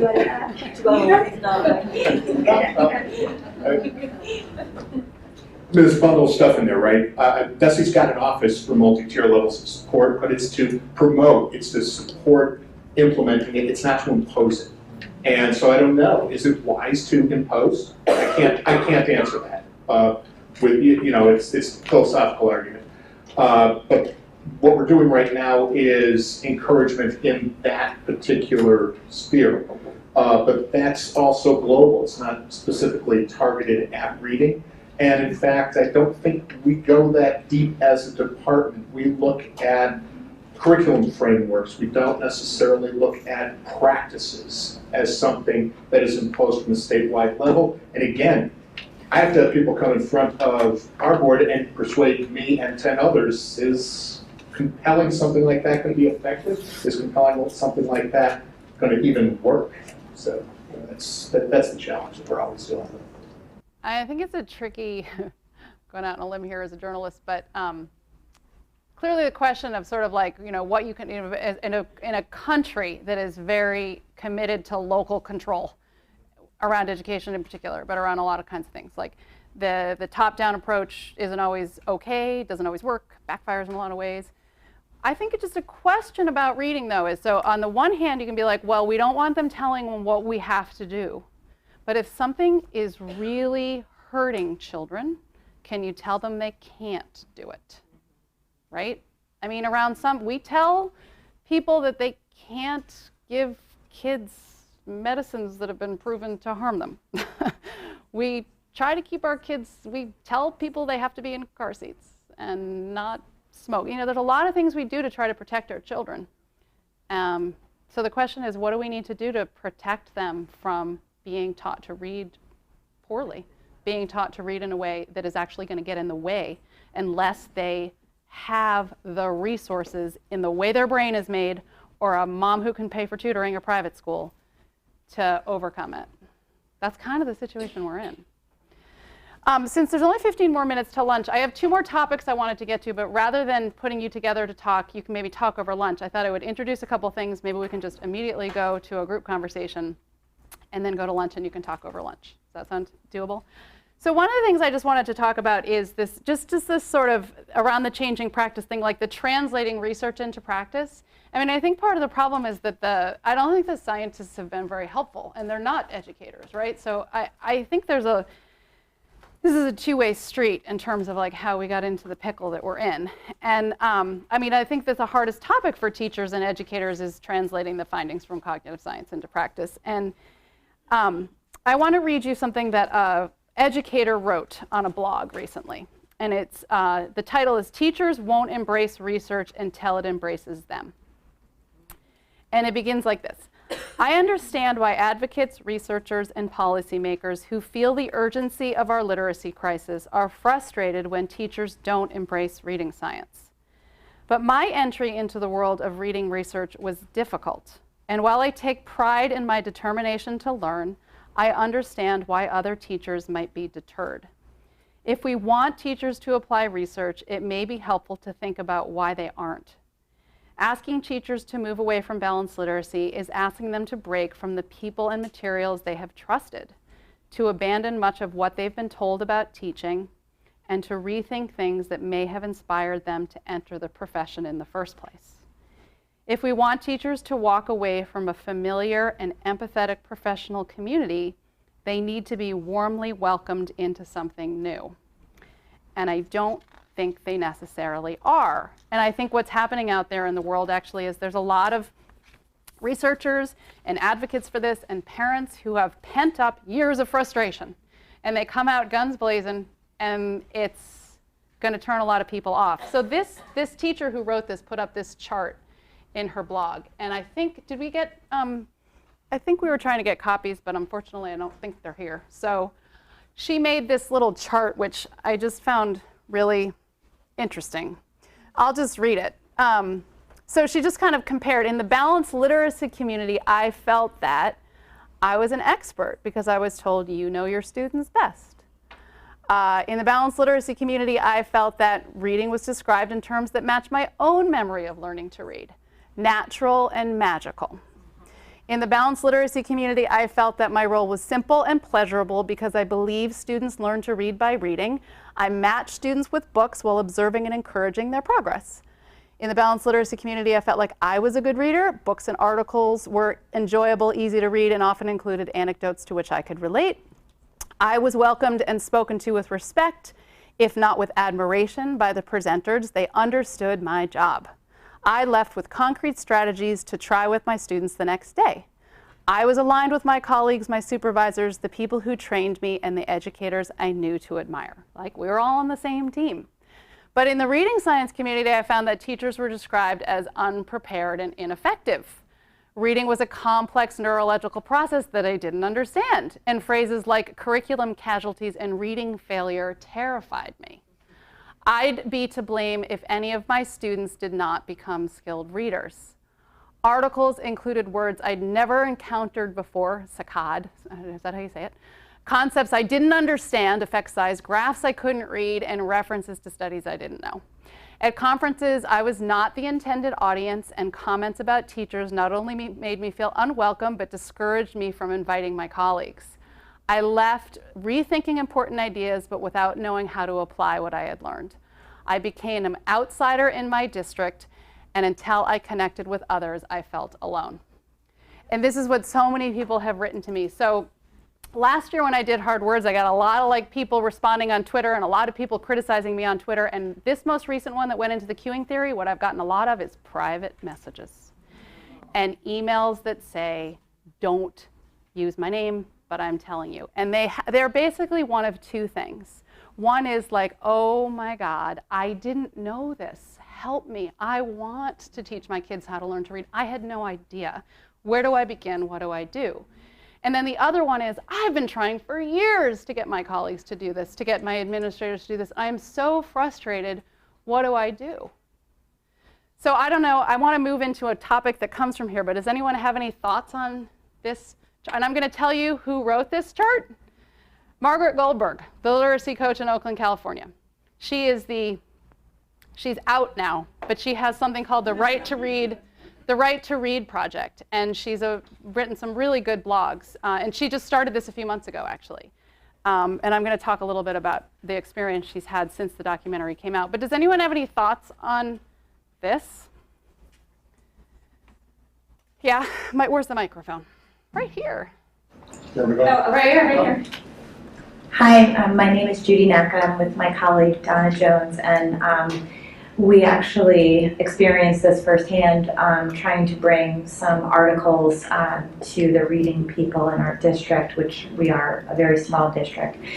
And that was last year after starting to read the Spell Talk listserv and your articles, which I'm so grateful for, by the way. Thank you for all you do, because it's a lot.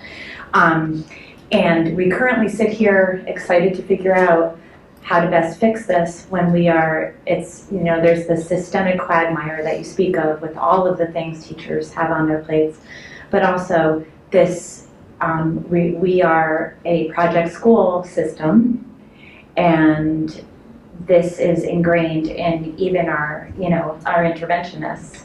So we were met with some angry people who were holding on to beliefs rather than the science, because I have to say that I feel like I went through the stages of grief because, this was how I was taught. And so, but we're persisting, and we want to figure out how we cannot chuck our resources, how we can educate our teachers, and we feel like we're in a good place because they're very receptive. They don't talk about the swinging pendulum. Well, they do, some do. But we feel like we have a lot. We also are supported by our superintendent who sent us here today to find out more. So So what are you going to do tomorrow? Reading your articles. Anyway, I guess that's just a comment that like we're poised, and I'm in admiration of people like Margaret Goldberg who are doing this. And we just want to find out how to best do this in a way where we're supporting our teachers and our students so that it's not painful and wasteful, because there's a lot of money also that I feel like is driving this.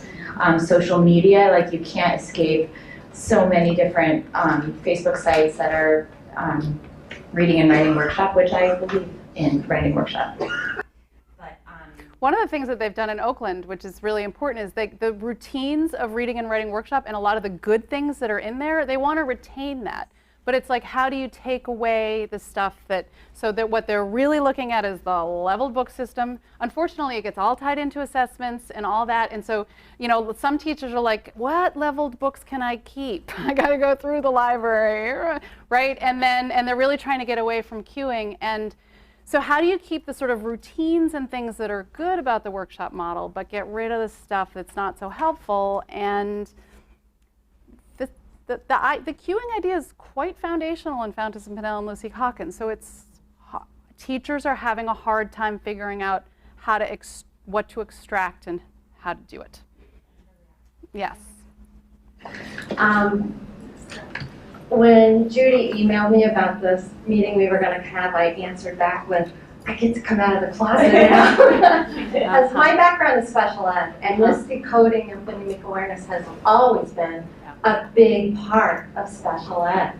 And it's kind of separated regular ed from special ed. So thank you for coming out. Well, and that's the thing. I mean, and I think the dyslexia community has I think they're doing a really good job trying to show that this is not just for kids with dyslexia. I mean, that when you understand how kids learn to read, you understand that you can't just have an intervention over here where some kids are getting taught how to decode words, but we're going to keep that from everyone else. Unfortunately, there are plenty of places where that's not penetrated special ed so well, and the kids are not getting that in special ed. But it's like, well, okay, step one, make sure the kids get in special ed. Step two, how about all the kids get it?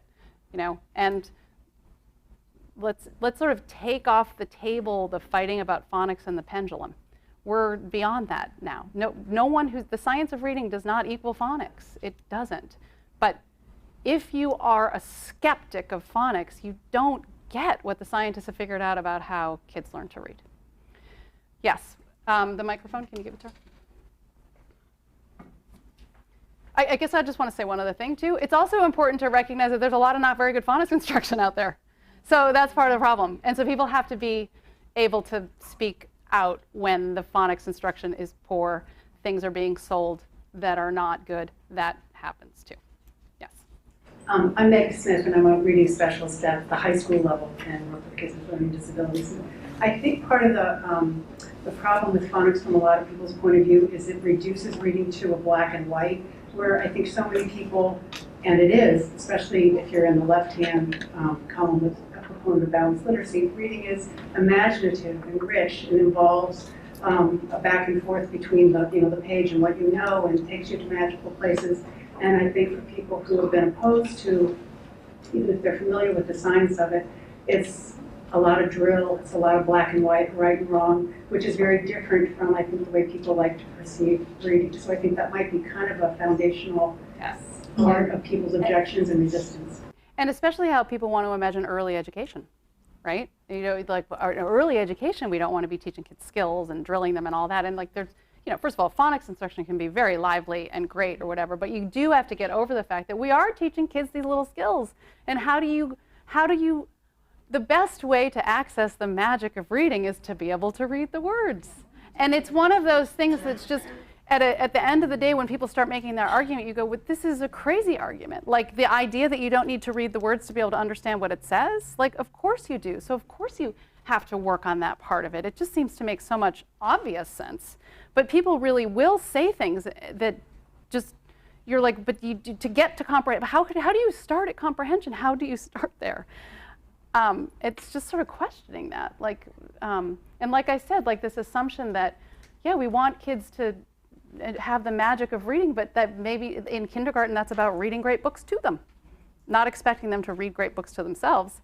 I'll say this one little anecdote. there was a woman in Oakland who worked for a foundation. Is she was trying to sort of figure out how to like get into this whole balanced literacy thing that was going on out there, and she was visiting lots of classrooms, and she was just beginning to understand some of the problems with the way balanced literacy was. And it was a kindergarten class where they spend, they go off and have their independent reading at age 5 for 20 minutes. And so this little girl is over there, this isn't a low-income school in the middle of Oakland, and this little girl is over there and she's got her book and she's picking her nose, and the woman comes over and says like, "Oh, honey, what are you reading? Like, tell me about this." And the little girl, 5 years old, says, "I can't fucking read, can you?"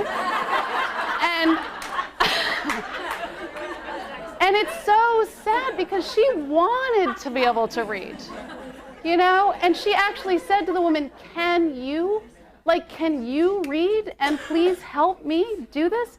No child doesn't want to learn how to read. I just have one last thing that I want to leave you with before lunch. So the other thing that I think is really just sort of disturbing is that I'm hearing from a lot of teachers about real fear and retribution when they bring this stuff up. Margaret Goldberg is going through some of that. This is a note that I got privately. There is something that I don't see being discussed publicly. Fear, exclamation point. I am a literacy leader in a very balanced literacy state. I'm reflecting on 2 discussions around PD I had yesterday with coaches. I realized we were whispering and checking the door. I imagine I am not the only leader struggling this way. We're training with explicit systematic phonics and phonemic awareness instruction, but don't feel safe to clearly state that we must stop teaching the cueing system. If we leave the cueing system in place, it's futile, but we're scared. We need our jobs and have worked hard to get to this level professionally. Don't misunderstand, my boss is wonderful, but I am aware in a way that my boss doesn't seem to be, how quickly this talk would take our department down. Relationship and PR is a huge part of our jobs. Many superintendents are married to teachers who believe in Teachers College, Fountas and Pinnell and the like. There is a lot of money and pride on the line. My livelihood and future opportunities are in jeopardy in many ways. Schools can close the door on me any day if I don't align with their goals and initiatives. Please consider this anonymous. And I put this out on Twitter anonymously, and I asked people to respond, like, does this ring true? And it certainly does. This strikes a chord with me. Many teachers I know do not openly express or advocate for curriculum or instructional changes because of fear. Someone else, we have the same issue here. Speak up and get fired or relocated. Someone else, crazy to say out loud, but fear is a massive barrier to change when it comes to how schools teach reading. And I also heard about this in higher ed. Emily, I saw the anonymous post on fear. The author of that thread is spot on. I'd go one step further and say the same thing applies to higher ed. There's real fear of retribution from colleagues, deans, and local schools when it comes to speaking out against balanced literacy, cueing, etc., especially among pre-tenured faculty. Even with the support of some senior faculty in my program and colleagues at other universities, I've been told that there are some people in my College of Ed that I just shouldn't piss off and that I need to watch what I say to students and on social media. It's hard to ignore the chilling effect that has on a place that's supposed to be a bastion of science and academic freedom, let alone the impact on teacher training and their future students. So you can talk about that at lunch, but the concluding thought on a more positive note is to reiterate that tweet about the moonshot. I often wonder if there's a way to reframe the conversation to portray this as an absolutely amazing time to be in education, a moonshot. To say helping every kid read proficiently is hard and means doing things in a new way, but we can do it. So, thank you very much.